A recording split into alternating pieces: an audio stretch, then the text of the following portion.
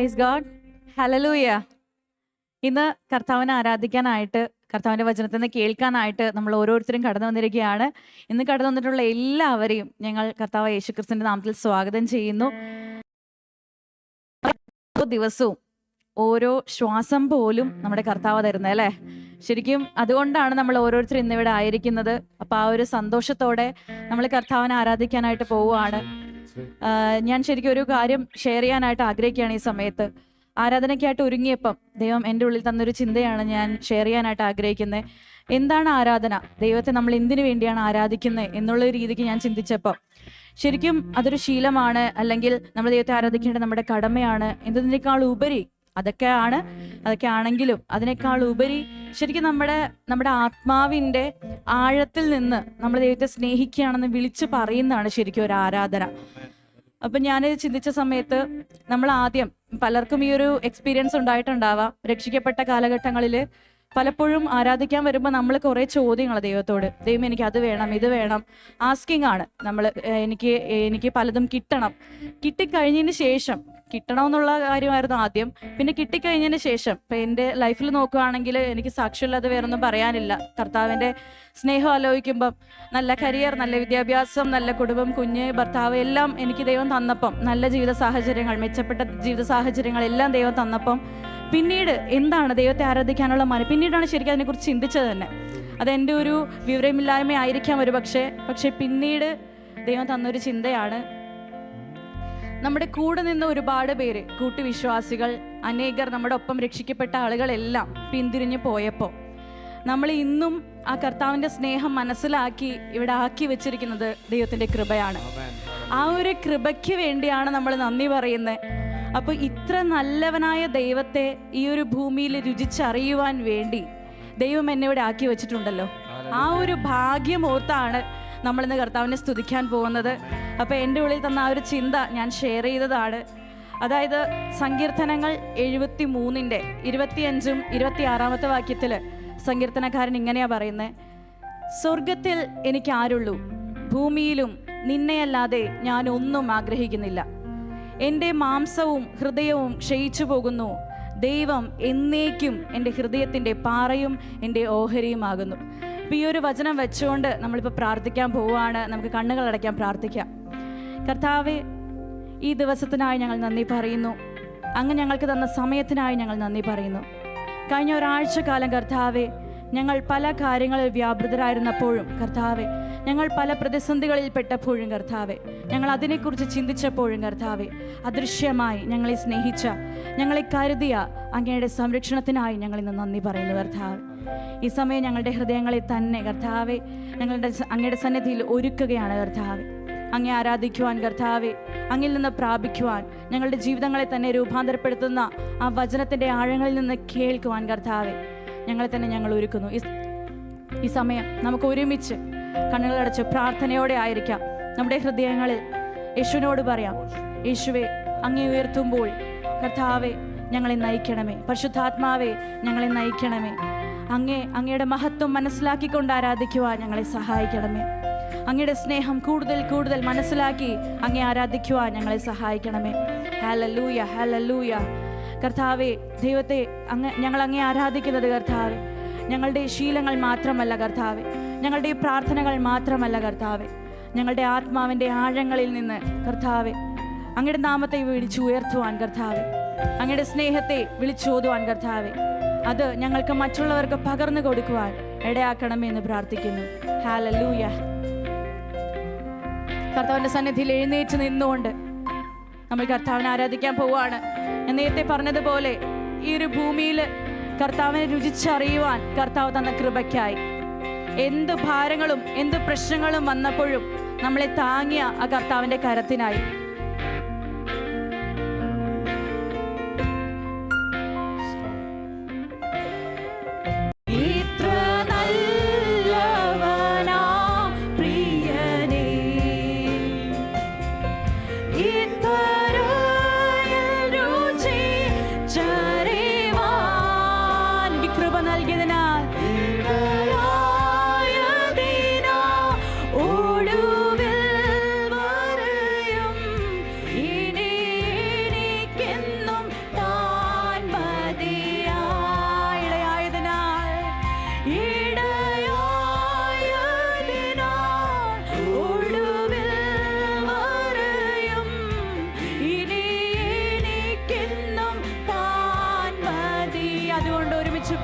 എന്റെ സങ്കേതം, എന്റെ സങ്കേതവും ബലവും, എന്റെ ഏറ്റവും അടുത്ത തുണയായിരിക്കുന്നവൻ, ഏറ്റവും അടുത്ത തുണയും എന്റെ സങ്കേതമായ ദൈവം, എന്റെ സങ്കേതവും ബലവും,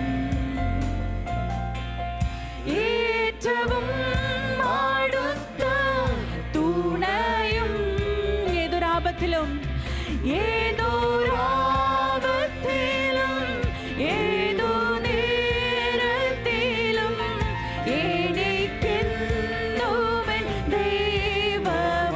എത്ര പേർക്കറിയാം കഴിഞ്ഞ ഒരാഴ്ചകൾ എന്നെ നടത്തിയ ദൈവത്തെ, ഏതു പ്രതിസന്ധിയിലും നടത്തിയ ദൈവത്തെ, നേരത്തിൽ എനിക്കെന്നും എനിക്കെന്നുമെൻ ദൈവമത്രേ. എല്ലാ ഭാരങ്ങളും ചുമക്കും, എന്നും താങ്ങി എന്നെ നടത്തും.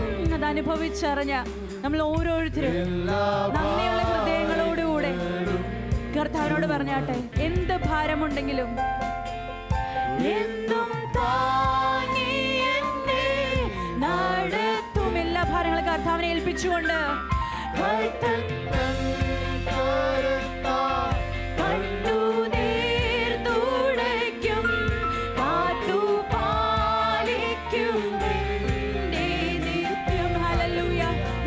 പാടിയാട്ടെ,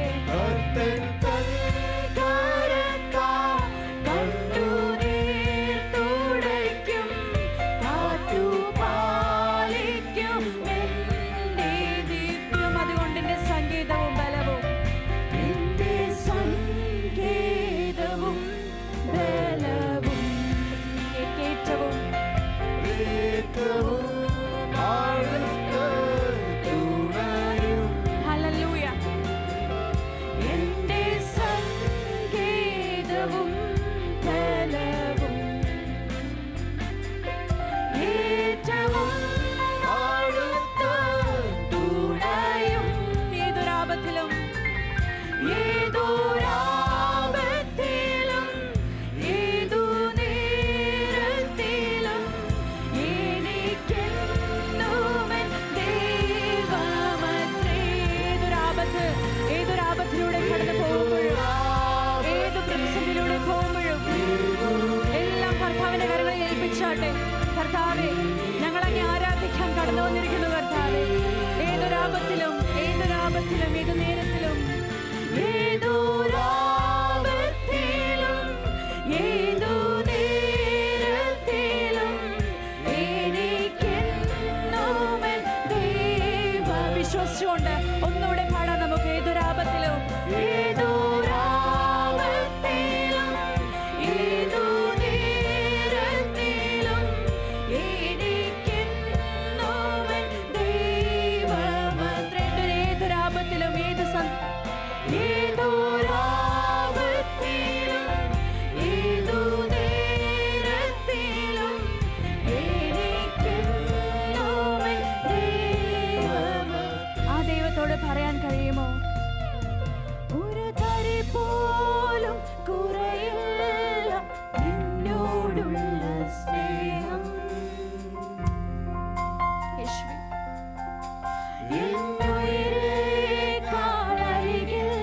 നീ എന്നുമെന്നും വേണം. സഭ ഒരുമിച്ച് പാടിയാകും, എനിക്ക് അങ്ങയോടുള്ള സ്നേഹം ഒരു തരി പോലും കുറയില്ല നിന്നോടുള്ള സ്നേഹം. എന്റെ ഉയിരേക്കാൾ അരികിൽ നീ എന്നുമെന്നും വേണം. നമുക്ക് ഒരുമിച്ച് പാടാം. എന്റെ ചങ്കായ ദൈവം, എന്റെ ചങ്കാളേ, എന്റെ ഉയിരാളേ, എന്റെ അഴകാൻ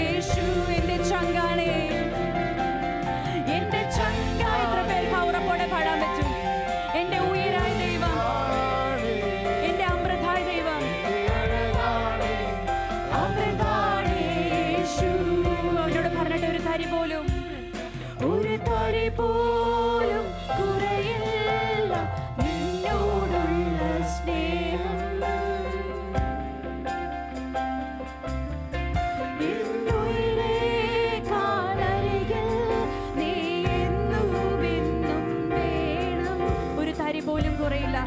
എത്ര പേർക്ക് പറയാൻ കഴിയും, എൻ്റെ ജീവിതത്തിൽ എന്തിനേക്കാളുപരി, എൻ്റെ ജീവിതത്തിൽ ആദ്യ സ്ഥാനം, എൻ്റെ ഭൗതികമായി എന്തിനേക്കാളുപരി കർത്താവെ ഞാൻ അങ്ങേ കാണുന്നു.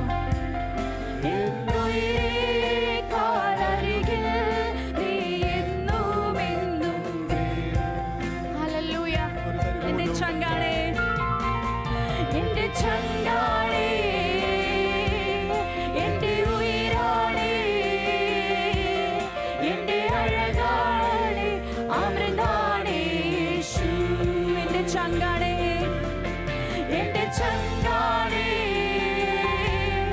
എൻ്റെ ഉയരാണേ, എൻ്റെ അഴകാണേ, അമൃതാണേ യേശു. എൻ്റെ ചങ്കാണേ, എൻ്റെ യേശു. എൻ്റെ ചങ്കാണേ, എൻ്റെ ഉയരാണേ, എൻ്റെ അഴകാണേ, അമൃതാണേ യേശു. എൻ്റെ ചങ്കാണേ, എൻ്റെ യേശു. എൻ്റെ ചങ്കാണേ, എൻ്റെ ഉയരാണേ, എൻ്റെ അഴകാണേ, അമൃതാണേ യേശു. ഹല്ലേലൂയ. എൻ്റെ ചങ്കാണേ, എൻ്റെ ഉയരാണേ, എൻ്റെ അഴകാണേ, അമൃതാണേ യേശു. Hallelujah, hallelujah. നമ്മളെ നയിക്കുന്ന ദൈവം, നമ്മളെ സംരക്ഷിക്കുന്ന ഒരു ദൈവം, എല്ലാറ്റിലും ഉപരി നമ്മളെ സ്നേഹിക്കുന്ന ഒരു ദൈവം. ഹല്ലേലൂയ. നമ്മൾ നേരത്തെ വായിച്ച സങ്കീർത്തനത്തില് എൻ്റെ പാറയും എൻ്റെ ഓഹരിയുമാകുന്നു എന്ന് പറയുന്നു. ശരിക്കും ഹീബ്രുവിൽ നോക്കുമ്പോൾ പാറ എന്ന വാക്കിന്റെ അർത്ഥം ഒന്നുകൂടി ഉണ്ട്, എൻ്റെ ബലം, എൻ്റെ ശക്തി. എൻ്റെ യഹോവന്റെ ബലമാണ്, അവൻ്റെ ശക്തിയാണ്. ശരിക്കും ഈ ഭൂമിയിൽ എനിക്കെൻ്റെ ദൈവമല്ലാതെ മറ്റൊന്നും വേണ്ട എന്ന് സത്യസന്ധമായി പറയുന്നവനാണ് ശരിക്കും സന്തോഷവാനായ വ്യക്തി. എത്ര പേർ പറയും ഹല്ലേലൂയ? ആ സത്യസന്ധതയോടെ എൻ്റെ കർത്താവെ, എനിക്ക് നീ മാത്രം മതി, അങ്ങയുടെ നാമത്തിന്റെ മുമ്പിൽ കർത്താവെ മറ്റൊന്നും കർത്താവെ ഞാൻ വെക്കുന്നില്ല കർത്താവെ. ഹല്ലേലൂയ. സങ്കീർത്തനത്തിൽ അവസാനത്തെ വാക്യം ഇങ്ങനെ പറയുന്നു, എന്നാൽ ദൈവത്തോട് അടുത്തിരിക്കുന്നത് എനിക്ക് നല്ലത്, നിന്റെ സകല പ്രവൃത്തികളെയും വർണ്ണിക്കേണ്ടതിന് ഞാൻ യഹോവയായ കർത്താവിനെ എൻ്റെ സങ്കേതമാക്കിയിരിക്കുന്നു. Hallelujah, hallelujah. നമുക്ക് കരങ്ങൾ അടിച്ച് നമ്മൾ പാടാൻ പോവുകയാണ്. ആ ശ്രീ യേശുവിൻ്റെ നാമം എത്ര അതിശയനാമമാണ്. നമുക്ക് എല്ലാവർക്കും നമ്മുടെ ജീവിതത്തിൽ അനുഭവിച്ചറിഞ്ഞ ആ ഓരോ കാര്യങ്ങൾ ഓർത്ത് നമ്മളിപ്പോൾ പാടാൻ പോവുകയാണ്, എൻ്റെ നാമത്തെ ഉയർത്താൻ പോവുകയാണ്.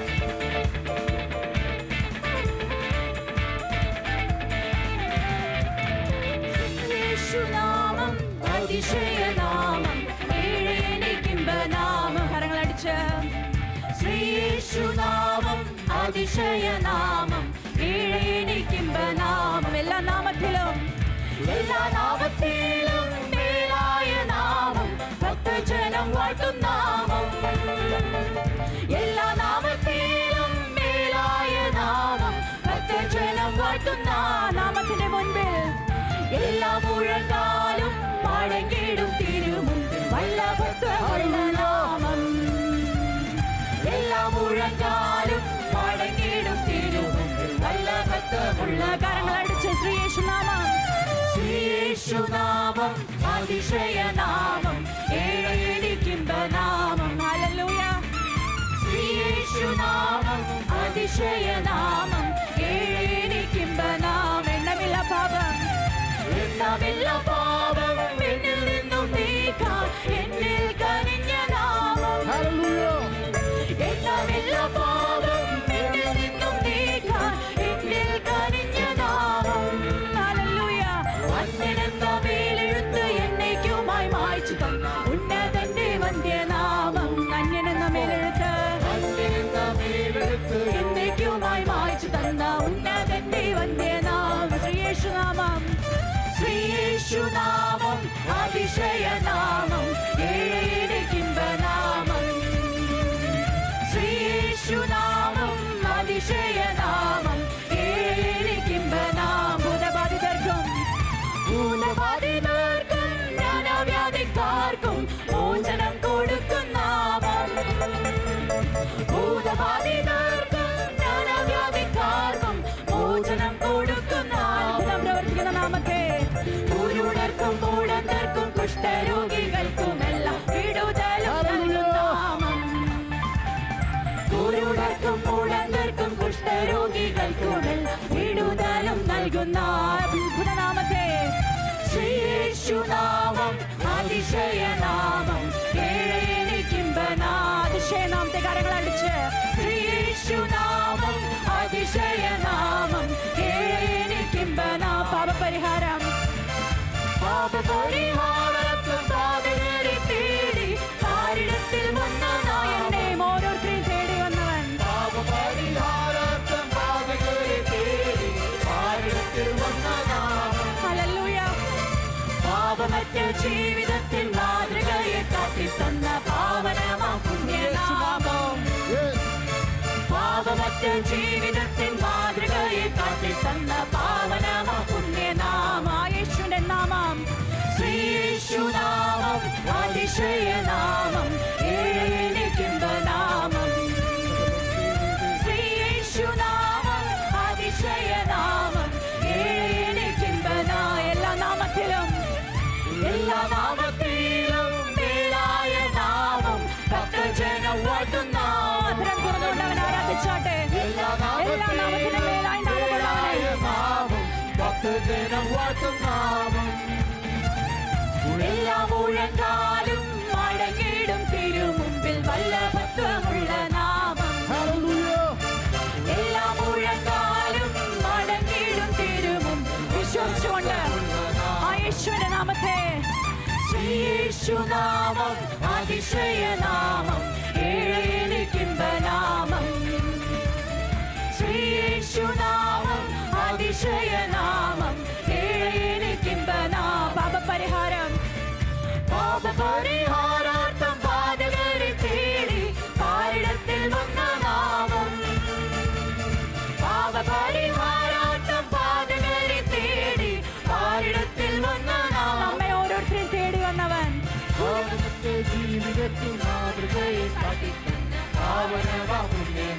ഹല്ലേലൂയ പാപമറ്റ ജീവിതത്തിൽ മാതൃകയെ കാട്ടിത്തന്ന പാവനമാ പുണ്യനാമ യേശുവിന്റെ നാമത്തെ ഒന്നുകൂടെ ശ്രീയേശുനാമം അതിശയനാമം ഏഴെനിക്കിമ്പനാമം എന്റെ യേശുവിന്റെ നാമം ശ്രീയേശുനാമം അതിശയനാമം ഏഴെനിക്കിമ്പനാ എണ്ണമില്ല പാപം എന്നിൽ നിന്നും നീക്കാൻ എന്നിൽ കനിഞ്ഞനായ എത്ര പേർ പറയുന്നുണ്ട് ഈ പാപിയായ എന്നെ മാറ്റുവാൻ എന്റെ മേൽ കരുണ തോന്നിയൊരു ദൈവം അന്യനെന്ന മേലെഴുത്ത് എന്നേക്കുമായി മായ്ച്ചു തന്ന ഉന്നതന്റെ വന്ധ്യനാമം ഇന്ന് നമ്മൾ അന്യരല്ല നമ്മളെ പുത്രരാക്കി മാറ്റിയ നാമം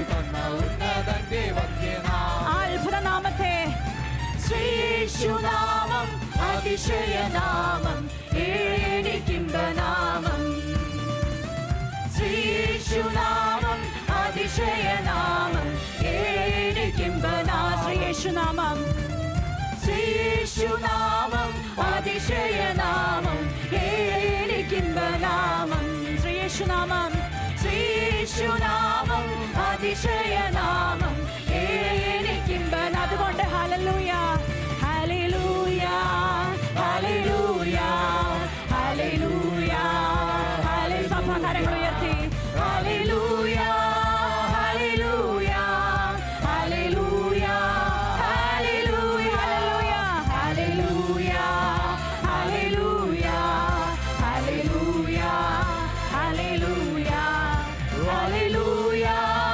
ഹല്ലേലൂയ ഹല്ലേലൂയ ഹല്ലേലൂയ ഹല്ലേലൂയ ഹല്ലേലൂയ അവന്റെ സന്നിധിയിൽ നമ്മുടെ കർത്താവിനെ നമ്മെ സംരക്ഷിച്ചവനെ നമ്മെ രക്ഷിച്ചവനെ ആ അന്യനെ നമ്മയിലേക്ക് മാറ്റി തന്നവനെ അവനെ ആരാധിച്ചാട്ടെ ഹല്ലേലൂയ ഹല്ലേലൂയ ഹല്ലേലൂയ ഹല്ലേലൂയ ഹല്ലേലൂയ ഹല്ലേലൂയ ഹല്ലേലൂയ ഹല്ലേലൂയ ഹല്ലേലൂയ ഹല്ലേലൂയ ഹല്ലേലൂയ ഹല്ലേലൂയ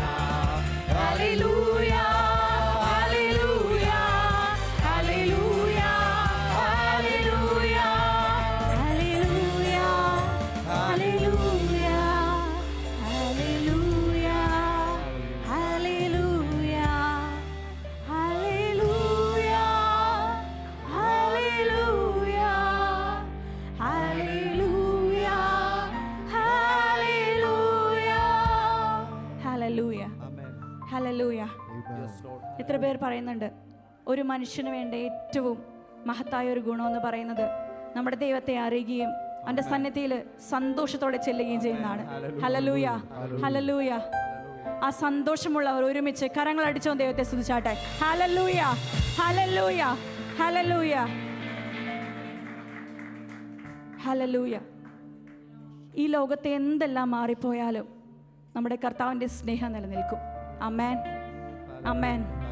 ആ കർത്താവിനോട് നമ്മൾ പറയാൻ പോവാണ്, കർത്താവേ ഞങ്ങൾ ഇന്നിവിടെ നിലനിർത്തിയതിന്, കർത്താവെ അനേകർ വീണു പോയിട്ടും ഞങ്ങളുടെ മുമ്പിൽ നിൽക്കുന്ന അനേകർ കർത്താവെ പിശാചിന്റെ വഴികളിലെല്ലാം ആയി പോയിട്ടും ഞങ്ങളെ ഇന്നിവിടെ നിർത്തി അങ്ങയുടെ സ്നേഹം,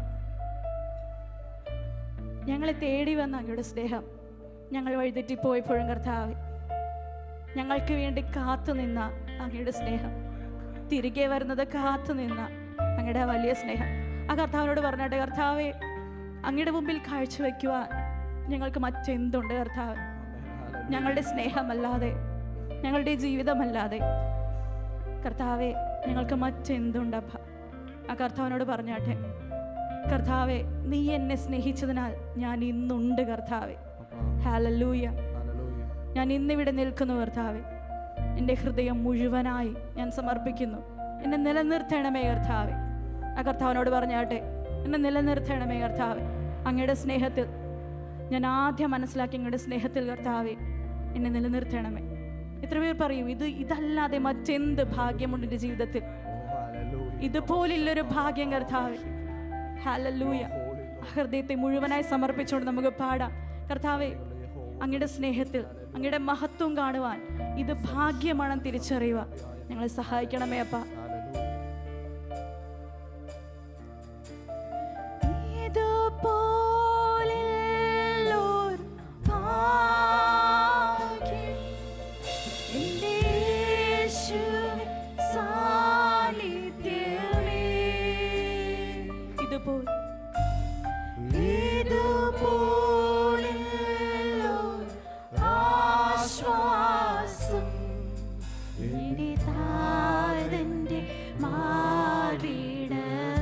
ഇതുപോലൊരു ഭാഗ്യം,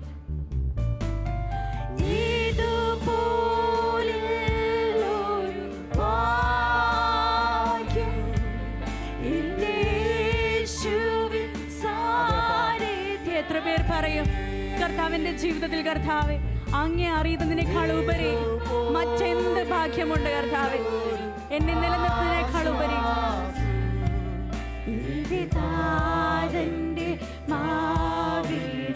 കർത്താവോട് പറഞ്ഞാട്ടെ, തിരുമുൻപിൽ കാഴ്ച വയ്ക്കുവാൻ സ്നേഹം മാത്രമേയുള്ളൂ. ആ കർത്താവിനോട് പറഞ്ഞാട്ടെ, കർത്താവേ തിരുമുൻപിൽ യാഗമാക്കുവാൻ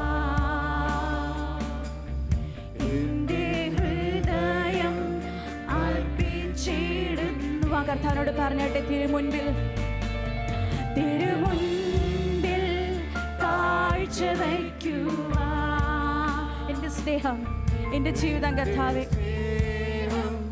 മാത്രമേയുള്ളൂ. തിരുമുൻപിൽ യാഗമാകുവാ. എത്ര പേർ ആ ഒരു സമർപ്പണത്തോടെ പാടും, കർത്താവിന്റെ ഹൃദയം ഞാൻ അങ്ങയ്ക്ക് വേണ്ടി അർപ്പിക്കുന്നു. ഉറപ്പോടെ ഇതുപോലുള്ളൊരു ഭാഗ്യം, ഇതുപോലുള്ളൊരു ഭാഗ്യം യേശുവിൻ സാന്നിധ്യം അനുഭവിച്ചറിഞ്ഞുകൊണ്ട്, ഇവിടെയുള്ള യേശുവിന്റെ സാന്നിധ്യം, പരിശുദ്ധാത്മാവിന്റെ സാന്നിധ്യം അനുഭവിച്ചറിഞ്ഞുകൊണ്ട് ഇത് സ്നേഹം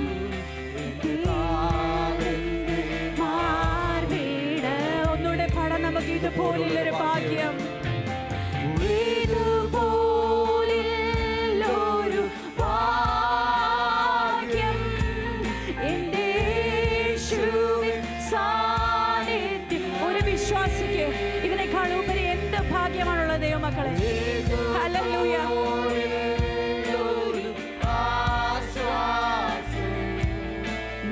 താതന്റെ മാർവിടമേ.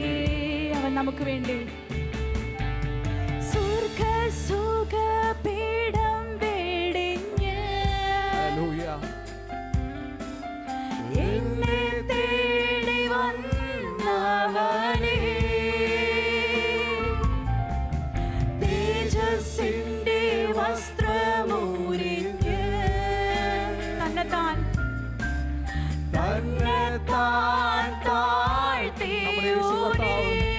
നമുക്ക് വേണ്ടി സ്വർഗ സുഖപീഠം വെടിഞ്ഞ് കർത്താവ് നമുക്ക് വേണ്ടി ചെയ്തതെന്ന് ഓർത്താട്ടെ. എന്നെ തേടി വന്നവ, ഈ പാപിയായ എന്നെ, ഈ ശാപത്തിലിരിക്കുന്ന എന്നെ, തേജസ്സിന്റെ വസ്ത്രമൂരിഞ്ഞ് തന്നെത്താൻ എനിക്ക് വേണ്ടി താഴ്ത്തിയവൻ, തന്നെത്താൻ താഴ്ത്തി. ആ ദൈവത്തെ, ദൈവമക്കളെ ഒന്ന് ആരാധിച്ചാട്ടെ. ഇന്ന് ആരാധിക്കുമ്പോൾ ഞങ്ങൾ കാണുന്നു നിന്നെ, തേജസ്സിന്റെ പൂർണ്ണനായി. ഹല്ലേലൂയ. ഇന്ന് ആരാധിക്കുമ്പോൾ ഞങ്ങൾ കാണുന്നു നിന്നെ. സ്തുതികൾക്ക് യോഗ്യൻ, സ്തുതികൾക്ക് യോഗ്യനായി. ഇതുപോലൊരു ഭാഗ്യം, ഇതുപോലൊരു ഭാഗ്യം യേശുവിൻ സാന്നിധ്യമേ. ഹല്ലേലൂയ. ഇതുപോലൊരു ആശ്വാസം എന്റെ താതന്റെ മാർവിടമേ, എന്റെ താതന്റെ മാർവിടമേ. ഏത് സാഹചര്യത്തിലും നമ്മളെ ചേർത്ത് നിർത്തുന്ന ഒരു ദൈവം, ആ മാറോട് ചേർത്തണയ്ക്കുന്ന ഒരു ദൈവം. Hallelujah, hallelujah.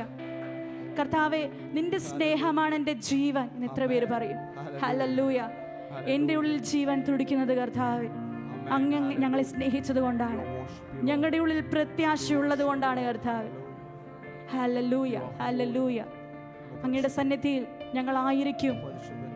അങ്ങ് വരുമ്പോൾ അങ്ങയുടെ വരവിങ്കൽ ഞങ്ങൾ ചേർക്കപ്പെടുമെന്നുള്ള പ്രത്യാശയുള്ളത് കൊണ്ടാണ് കർത്താവ്. ഞങ്ങളുടെ ഉള്ളിലെ ജീവന്റെ തുടിപ്പ്. Hallelujah, hallelujah. പൗലോസ് പറയുന്നത് പോലെ, അത്രയുമല്ല, എൻ്റെ കർത്താവായ യേശുവിനെ കുറിച്ചുള്ള പരിജ്ഞാനത്തിന്റെ ശ്രേഷ്ഠത നിമിത്തം ഞാനിപ്പോൾ എല്ലാം ഛേദമെന്നെണ്ണുന്നു. Hallelujah, hallelujah.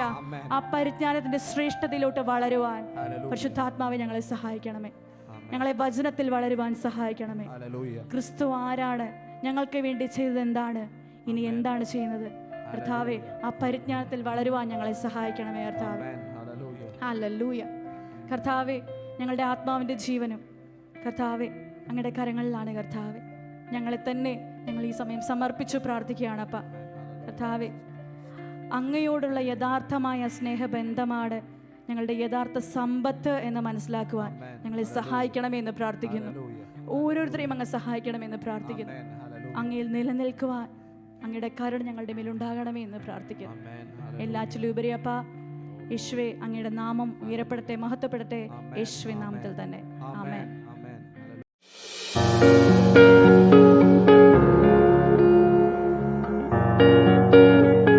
തിരുനാമത്തിന് മഹത്വമുണ്ടാകട്ടെ.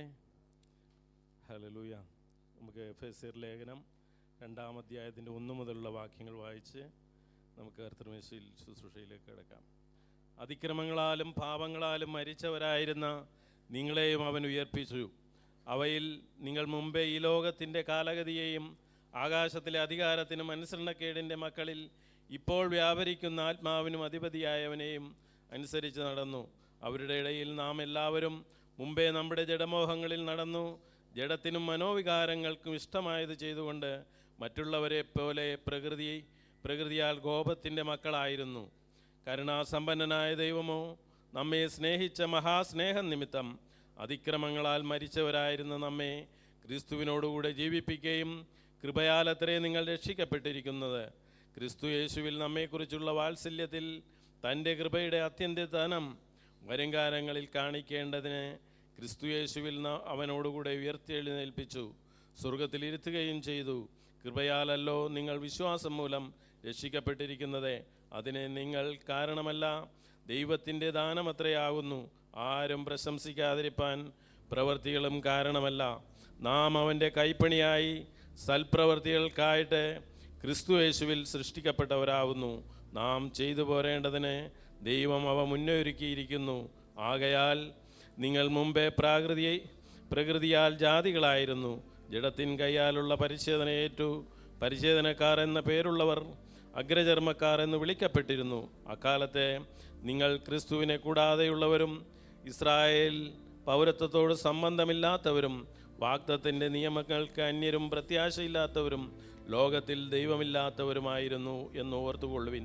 മുമ്പേ ദൂരസ്ഥരായിരുന്ന നിങ്ങളിപ്പോൾ ക്രിസ്തു യേശുവിൽ ക്രിസ്തുവിൻ്റെ രക്തത്താൽ സമീപസ്ഥരായി തീർന്നു. അവൻ നമ്മുടെ സമാധാനം. അവൻ ഇരുപക്ഷത്തെയും ഒന്നാക്കി ചട്ടങ്ങളും കൽപ്പനകളുമായ ന്യായപ്രമാണമെന്ന ശത്രുത്വം തൻ്റെ ജഡത്താൽ നീക്കി വേർപാടിൻ്റെ നടിച്ചുവർ ഇടിച്ചു കളഞ്ഞത് സമാധാനമുണ്ടാക്കിക്കൊണ്ട് ഇരുപക്ഷത്തെയും തന്നിൽ പുതുമനുഷ്യനാക്കി സൃഷ്ടിപ്പാനും ക്രൂശിന്മേൽ വെച്ച് ശത്രുത്വമില്ലാതാക്കി. അതിനാൽ ഇരുപക്ഷത്തെയും ഏകശരീരത്താൽ ദൈവത്തോട് നിരപ്പിക്കാനും തന്നെ അവൻ വന്നു. ദൂരസ്ഥരായിരുന്ന നിങ്ങൾക്ക് സമാധാനവും സമീപത്തുള്ളവർക്ക് സമാധാനവും സുവിശേഷിച്ചു. അവൻ മുഖാന്തരം നമുക്ക് ഇരുപക്ഷക്കാർക്കും ഏകാത്മാവിനാൽ പിതാവിലേക്ക് പ്രവേശനമുണ്ട്. ആകയാൽ നിങ്ങളിനി അന്യരും പരദേശികളുമെല്ലാം വിശുദ്ധന്മാരുടെ പൗരന്മാരും ദൈവത്തിൻ്റെ ഭവനക്കാരും അത്രേ. ക്രിസ്തു യേശു തന്നെ മൂലക്കല്ലായിരിക്കെ നിങ്ങളെ അപ്പോസ്തലനും പ്രവാചകന്മാരും എന്ന അടിസ്ഥാനത്തിൽ പണിതിരിക്കുന്നു. അവനിൽ കെട്ടിടം മുഴുവനും യുക്തമായി ചേർന്ന് കർത്താവിൽ വിശുദ്ധ മന്ദിരമായി വളരുന്നു. അവനിൽ നിങ്ങളെയും ദൈവത്തിൻ്റെ നിവാസമാകേണ്ടതിനെ ആത്മാവിനാൽ ഒന്നിച്ചു പണിതു വരുന്നു. ആമേൻ. 2:1 ഇങ്ങനെ വായിക്കുന്നു, നാം അതിക്രമങ്ങളാലും പാപങ്ങളാലും മരിച്ചവരായിരുന്നു. അതിക്രമം എന്ന് പറഞ്ഞാൽ വഴിതെറ്റുക, വഴിതെറ്റി ജീവിക്കുക. അതുപോലെ തന്നെ പാപം, ജീവിതത്തിൽ ദൈവം വെച്ചിരിക്കുന്ന ലക്ഷ്യം തെറ്റുന്നതാണ് പാപം. ഹല്ലേലൂയ. 2:4 പറയുന്നു, ദൈവത്തിൻ്റെ ധനം കരുണയാണ്, എന്നാൽ മനുഷ്യൻ ധനത്തിൽ വസ്തുവകയിൽ സമ്പന്നനാണ്, അതിൽ അഭിമാനം കൊള്ളുന്നു. ഹല്ലേലൂയ. ദൈവത്തിൻ്റെ ധനം കരുണ, ദൈവം എല്ലാവരെയും സമ്പന്നനാക്കുന്നു. 2:6 പറയുന്നു, ക്രിസ്തു യേശുവിൽ നമ്മെക്കുറിച്ച് തൻ്റെ കൃപയുടെ അത്യന്തധനം വരുംകാലങ്ങളിൽ കാണിക്കേണ്ടതിന് തന്നെ. 2:13 പറയുന്നു, അവൻ നമ്മുടെ സമാധാനം. പുറംജാതിയും യഹൂദനും നിലനിന്നിരുന്ന വലിയ അകൽച്ച അവൻ നമ്മിൽ നിന്ന് മാറ്റി ദൈവസമാധാനം വരുത്തി. ഹല്ലേലൂയ. 2:16 പറയുന്നു, കർത്താവിനല്ലാതെ മറ്റാർക്കും തൻ്റെ ശരീരത്തിൽ ശത്രുതയിൽ കഴിഞ്ഞിരുന്ന യഹൂദനും പുറംജാതിയെയും യോജിപ്പിച്ചു എന്ന് പറയുവാൻ കഴിയുകയില്ല. ആമേൻ. ഞങ്ങൾക്കും പ്രാർത്ഥിക്കാം. ഞങ്ങളെ സ്നേഹിക്കുന്ന ഞങ്ങളുടെ സ്വർഗീയ പിതാവേ, ഞങ്ങൾക്ക് വേണ്ടി മരിച്ചു, 3-ാം ദിവസം ഉയർത്തു, സ്വർഗത്തിൽ പിതാവിൻ്റെ വലത്ത് ഭാഗത്തിരുന്ന് ഞങ്ങൾക്ക് വേണ്ടി ഇന്നും മധ്യസ്ഥ വഹിക്കാൻ ഞങ്ങൾ നന്ദി പറയുകയാണ്. കർത്താവേ, അങ്ങയുടെ കൃപയാൽ അത്രേ ഞങ്ങൾ രക്ഷിക്കപ്പെട്ടിരുന്നത്. ആരും പ്രശംസിപ്പിക്കാൻ അതിനും കാരണമല്ല. ദൈവനാമം മഹത്വപ്പെടട്ടെ. ആമേൻ. ശുശ്രൂഷയിലേക്ക് കടക്കാം. ഞാൻ കർത്താവിൽ നിന്ന് പ്രാപിക്കുകയും നിങ്ങൾ കേൾപ്പിക്കുകയും ചെയ്തെന്തെന്നാൽ, കർത്താവായ യേശുവിനെ കാണിച്ചു കൊടുത്ത രാത്രിയിൽ അവൻ അപ്പമെടുത്ത് സ്തോത്രം ചൊല്ലി നുറുക്കി, ഇത് നിങ്ങൾക്ക് വേണ്ടിയുള്ള എൻ്റെ ശരീരം, എൻ്റെ ഓർമ്മയ്ക്കായി ഇത് ചെയ്യുവിനെന്ന് പറഞ്ഞു. അവണ്ണം തന്നെ അത്താഴം കഴിഞ്ഞ് അവൻ പാനപാത്രവും എടുത്ത്, ഈ പാനപാത്രം എൻ്റെ രക്തത്തിൽ പുതിയ നിയമമാകുന്നു, ഇത് കുടിക്കുമ്പോഴൊക്കെയും എൻ്റെ ഓർമ്മയ്ക്കായി ചെയ്യുവിനെന്ന് പറഞ്ഞു. അങ്ങനെ നിങ്ങൾ ഈ അപ്പം തിന്നുകയും പാനപാത്രം കുടിക്കുകയും ചെയ്യുമ്പോഴൊക്കെയും കർത്താവ് വരുവോളം അവൻ്റെ മരണത്തെ പ്രസ്താവിക്കുന്നു. അതുകൊണ്ട് അയോഗ്യമായ അപ്പം തിന്നുകയോ കർത്താവിൻ്റെ പാനപാത്രം കുടിക്കുകയോ ചെയ്യുന്നവനെല്ലാം കർത്താവിൻ്റെ ശരീരവും രക്തവും സംബന്ധിച്ച് കുറ്റക്കാരനാകും. മനുഷ്യൻ തന്നെത്താൻ ശോധന ചെയ്തിട്ട് വേണം ഈ അപ്പം തിന്നുകയും പാനപാത്രത്തിൽ നിന്ന് കുടിക്കുകയും ചെയ്യുവാൻ. തിന്നുകയും കുടിക്കുകയും ചെയ്യുന്നവൻ ശരീരത്തെ വിവേചിക്കാഞ്ഞാൽ തനിക്ക് തന്നെ ശിക്ഷാവിധി തിന്നുകയും കുടിക്കുകയും ചെയ്യുന്നു. ആമേൻ.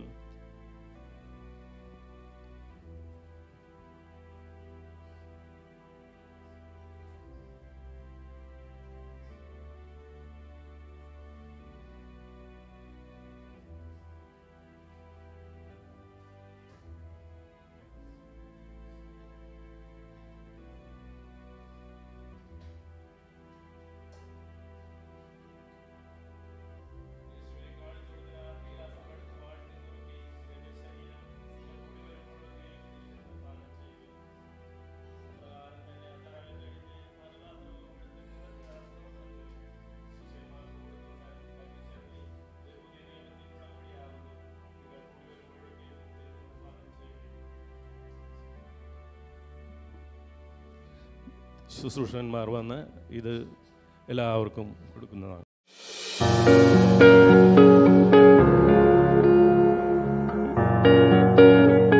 കർത്താവിന് കൊടുക്കാനുള്ള സമയമാണ്. നമുക്കൊരു കുറുവാക്യം വായിക്കാം. മത്തായി സുവിശേഷ ഭാഗം 25-ാം അധ്യായം അതിൻ്റെ 21-ാമത്തെ വാക്യം.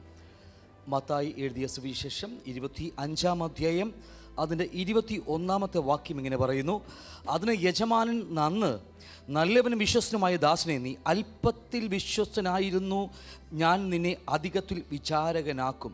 നിന്റെ യജമാനൻ്റെ സന്തോഷത്തിലേക്ക് പ്രവേശിക്കുക എന്ന് അവനോട് പറഞ്ഞു. ഒരു വട്ടം കൂടി ഞാൻ വായിക്കാം. മത്തായി 25-21. അതിന് യജമാനൻ നന്ന് നല്ലവനും വിശ്വസ്തനുമായ ദാസനെ, നീ അല്പത്തിൽ വിശ്വസ്തനായിരുന്നു, ഞാൻ നിന്നെ അധികത്തിൽ വിചാരകനാക്കും. നിന്റെ യജമാനൻ്റെ സന്തോഷത്തിലേക്ക് പ്രവേശിക്കുക എന്ന് അവനോട് പറഞ്ഞു. അപ്പോൾ ഉപമ അടിക്കുന്ന കാര്യം നമുക്ക് കാണാൻ കഴിയും. 25-14 വാക്യം പറയുക: ഒരു മനുഷ്യൻ പരദേശത്ത് പോകുമ്പോൾ ദാസന്മാരെ വിളിച്ച് തൻ്റെ സമ്പത്ത് അവരെ ഏൽപ്പിച്ചു. അങ്ങനെ വ്യത്യസ്തമായ 5 താലന്ത് കൊടുത്തവനുണ്ട്, 2 താലന്ത് കൊടുത്തവരൊക്കെ നമുക്ക് കാണാൻ കഴിയും.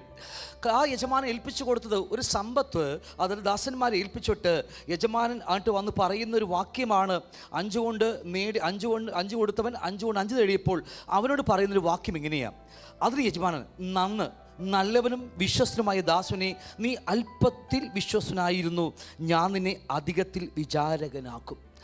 ക്രിസ്ത്യ ജീവിതത്തിന് ഏറ്റവും മനോഹരമായൊരു ഒരു ഒരു ഒരു എന്താ പറയുക, നല്ലൊരു ഉപമയാണ് ഞാൻ പറയുന്നത്. ഉൽപ്പത്തി പുസ്തകത്തിൽ നമുക്ക് കാണാൻ കഴിയുന്നത്, ഉൽപ്പത്തി മുതൽ അങ്ങ് 1000 ആണ്ട് വരെ നീണ്ടു കിടക്കുന്ന ദൈവത്തിൻ്റെ മനോഹരമായ ഈ പ്രൊജക്റ്റിനകത്ത് ഏറ്റവും നല്ല ഒരു തത്വമെന്ന് പറയുന്നത്, ദൈവം നമ്മെ ടെസ്റ്റിലൂടെയാണ് ദൈവം നമുക്ക് പ്രതിഫലങ്ങൾ തരുന്നത്.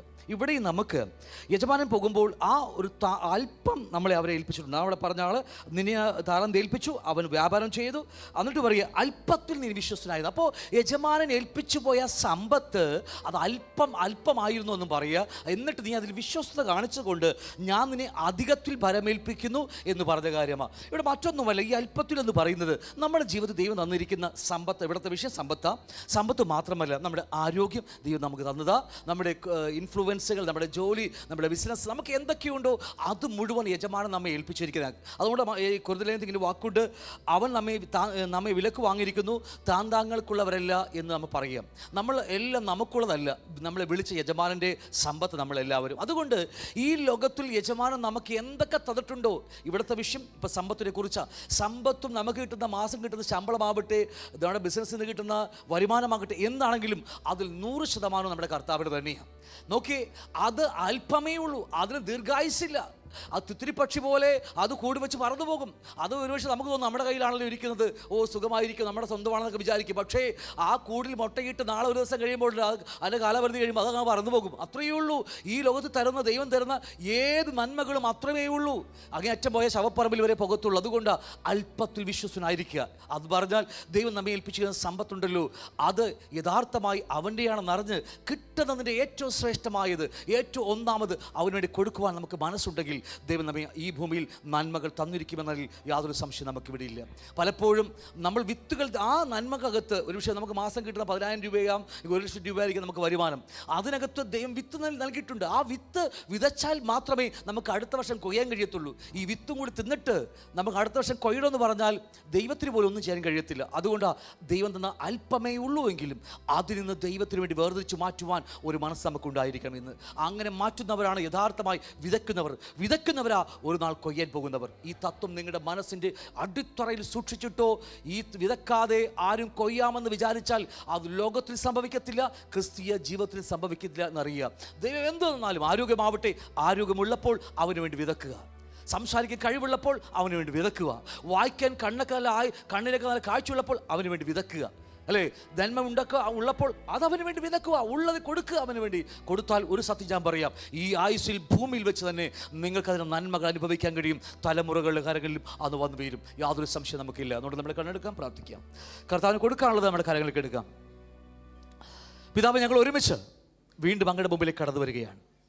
ഞങ്ങൾ കേട്ടതുപോലെ അല്പത്തിൽ വിശ്വസ്തനാണെങ്കിൽ അധികത്തിൽ ഭരമേൽപ്പിക്കും. കർത്താവേ, ഞങ്ങളെ ഏൽപ്പിച്ചിരിക്കുന്ന ഈ നിലനിൽക്കാത്ത ഈ നന്മ ഞങ്ങൾ അങ്ങനെ രാജ്യത്തിന് വേണ്ടി കൊടുക്കുമ്പോൾ ആ നിത്യമായത്, അധികമായത്, ആ സത്യമായത്, ആ സ്വർഗീയമായത്, ആത്മീയമായത്, കൃപാവരങ്ങളൊക്കെ നീ ഞങ്ങളെ അധികത്തിൽ ഭരമേൽപ്പിക്കുമെന്ന് പറയുന്നു കർത്താവേ. ഇന്ന് കേട്ടതുപോലെ ഞങ്ങൾ അല്പത്തിൽ വിശ്വസ്തനാണെങ്കിൽ, ഞങ്ങൾക്ക് ഏൽപ്പിച്ചിരിക്കുന്ന നന്മകളിൽ ഞങ്ങൾ വിശ്വസ്തന്മാരാണെങ്കിൽ, ആത്മീയമായ സകല കൃപാവരങ്ങളും ആത്മീയമായ സകല സത്യങ്ങളും അധികത്തിൽ ഞങ്ങളെ ഭരമേൽപ്പിച്ച് അങ്ങേക്ക് കൊള്ളാവുന്നതിനായ ദാസനായി ഈ ഭൂമിയിൽ നിർത്തുമെന്ന് ഞങ്ങൾ അറിയുന്നു. അതുകൊണ്ട് ഞങ്ങൾ ആത്മീയ സത്യങ്ങളെ ഞങ്ങളെ ഭരമേൽപ്പിച്ച് അത് നല്ലവണ്ണം ചെയ്യേണ്ടതിന് ഞങ്ങൾ ഏൽപ്പിച്ചിരുന്ന അല്പത്തിൽ വിശ്വസ്ത കാണിക്കുവാൻ ഞങ്ങൾ എല്ലാ കരങ്ങളെയും എല്ലാ ഹൃദയങ്ങൾക്കും അങ്ങോട്ട് വന്ന് കൊടുക്കുന്ന കൃപക്കായി സ്തോത്രം ചെയ്തു. കരങ്ങൾ ഏൽപ്പിച്ച് അനുഗ്രഹിച്ച് പ്രാർത്ഥിക്കുന്നു. ആർക്കെങ്കിലും കൊടുക്കാൻ കഴിയാതിരിക്കുന്ന ആരെങ്കിലും ഇവിടെ ഉണ്ടെങ്കിൽ പിതാവേ, ഞങ്ങൾ അവർക്ക് വേണ്ടി പ്രാർത്ഥിക്കുന്നു. കർത്താവ് ഈ തത്വങ്ങൾ തിരിച്ചറിഞ്ഞ് കർത്താവ് ആരെങ്കിലും വിത്തുകൾ തിന്നിട്ട് ഭക്ഷിച്ചിട്ടുണ്ടെങ്കിൽ കർത്താവ് വരും ദിവസങ്ങളിൽ അത് വിതക്കാൻ വേണ്ടിയാണെന്ന സത്യം തിരിച്ചറിഞ്ഞുകൊണ്ട് കിട്ടുമുടക്കി വിതക്കുവാൻ സ്വർഗം അവർക്കും ഒരു കൃപ നൽകട്ടെ. അങ്ങനെ ഭൂമിയിൽ അവർ നന്മകൾ അനുഭവിക്കുവാൻ ഇടയായി തീരട്ടെ എന്ന് പ്രാർത്ഥിക്കുന്നു, ഏൽപ്പിക്കുന്നു, അനുഗ്രഹിക്കുന്നു. യേശുവിന്റെ നാമത്തിൽ തന്നെ.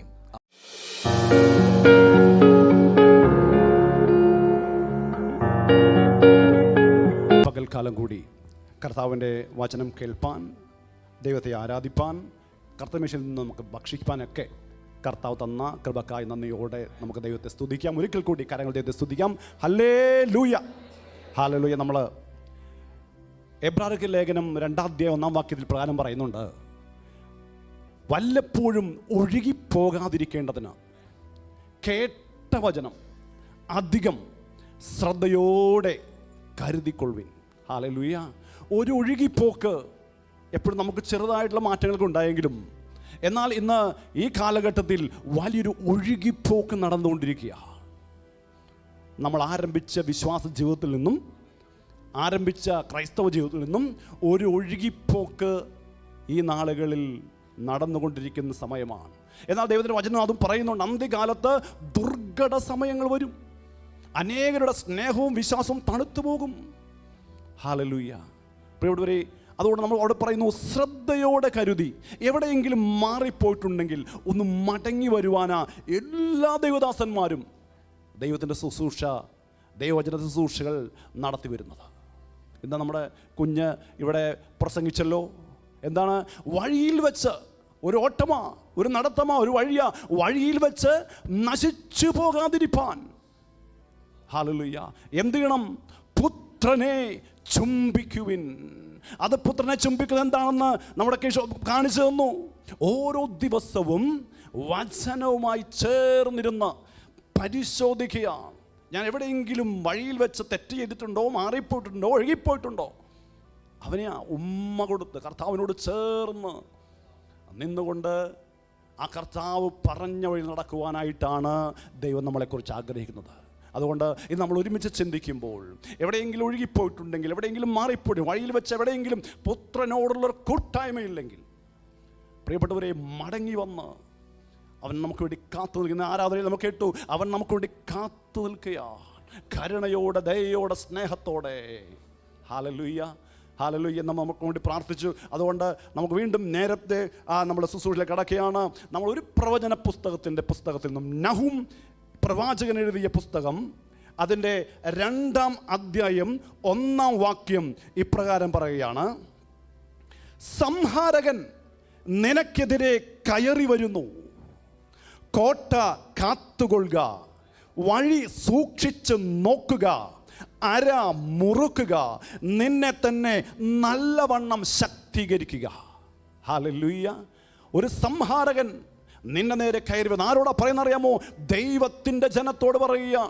ഒരു ശത്രു നിന്നെ പിന്തുടരുന്നുണ്ട്, നിനക്കെതിരെ കയറി വരുന്നുണ്ട്. അതുകൊണ്ട് നീ എന്ത് ചെയ്യണം? ഒരു സ്ട്രാറ്റജി, വാർ സ്ട്രാറ്റജി, യുദ്ധത്തിൻ്റെ സ്ട്രാറ്റജി യഹോവ തന്നെ പ്രവാചകനിലൂടെ നേരിട്ടറിയിക്കുക.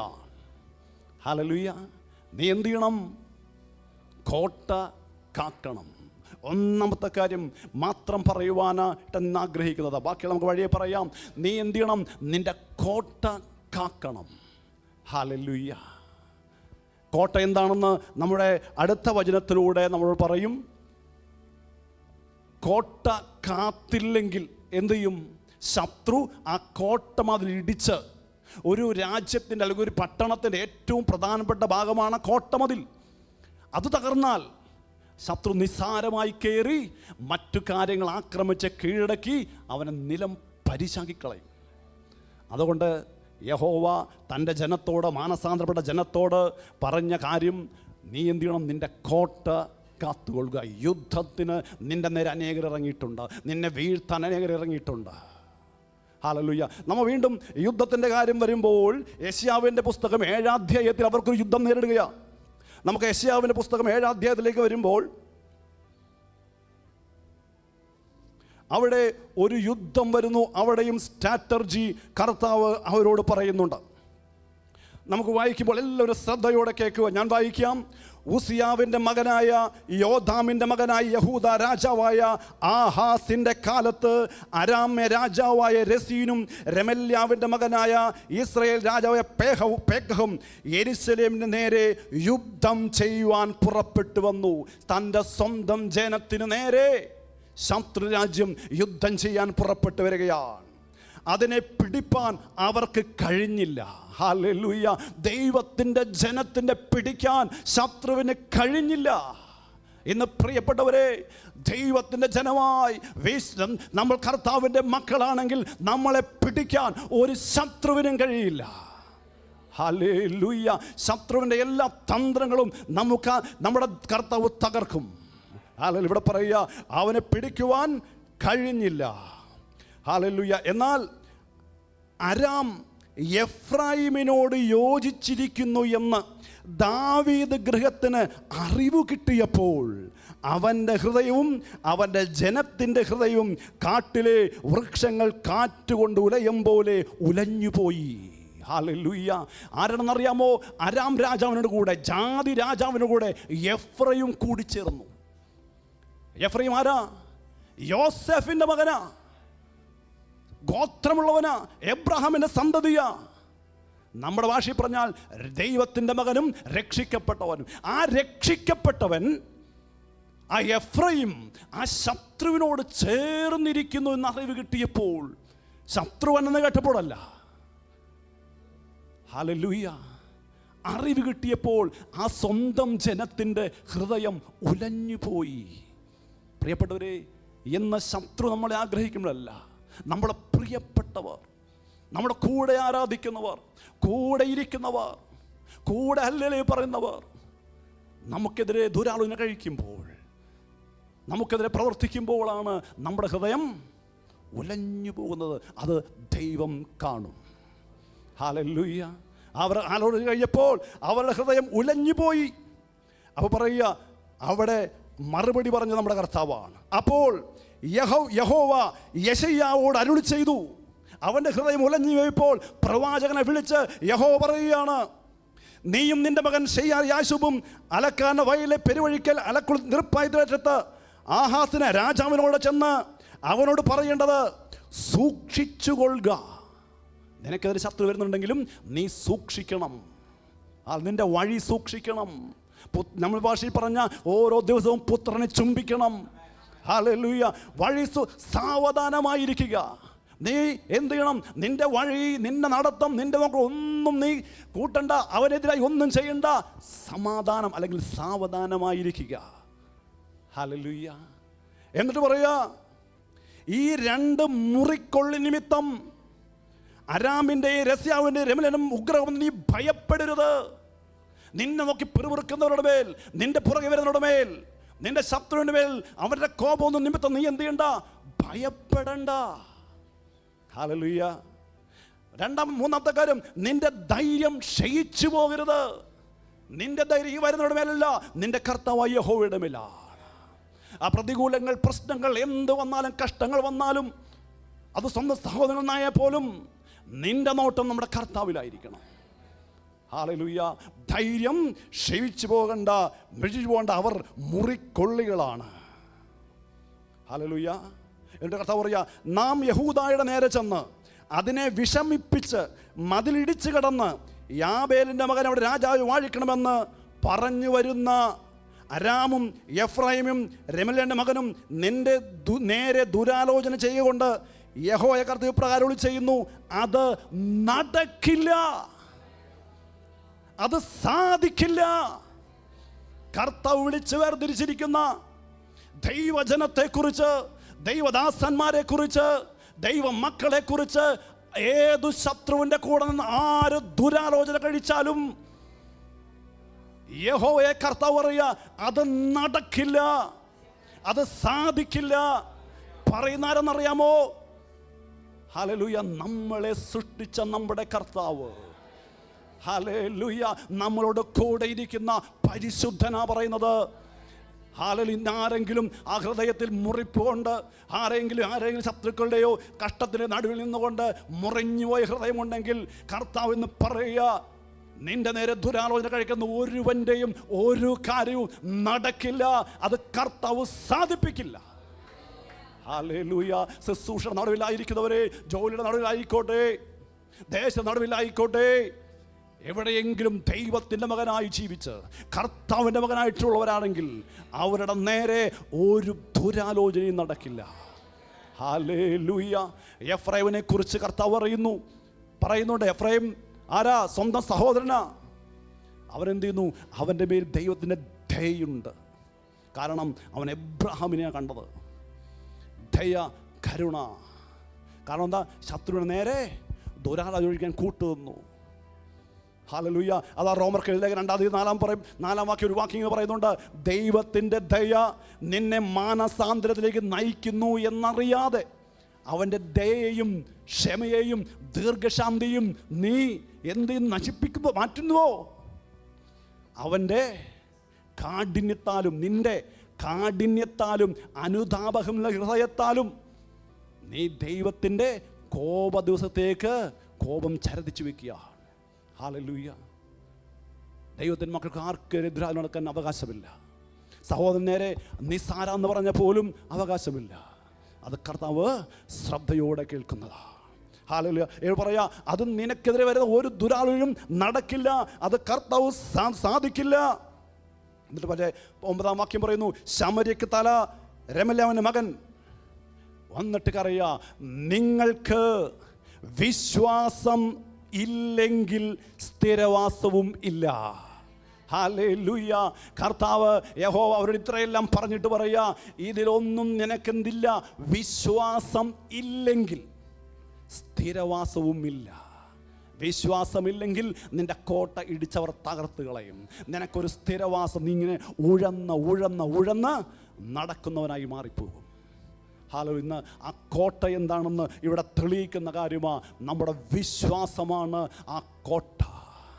ഇന്ന് ശത്രു നമ്മളെ തകർക്കാൻ ഒന്നാമത്തെ കാര്യം ചെയ്യുന്നത് നമ്മുടെ വിശ്വാസത്തെ, അതിവിശുദ്ധ വിശ്വാസത്തെ, ഒരിക്കലായി ഭരമേൽപ്പിച്ച വിശ്വാസത്തെ, പാപത്തെ ജയിക്കുന്ന വിശ്വാസത്തെ മാറ്റി എന്ത് ചെയ്യും?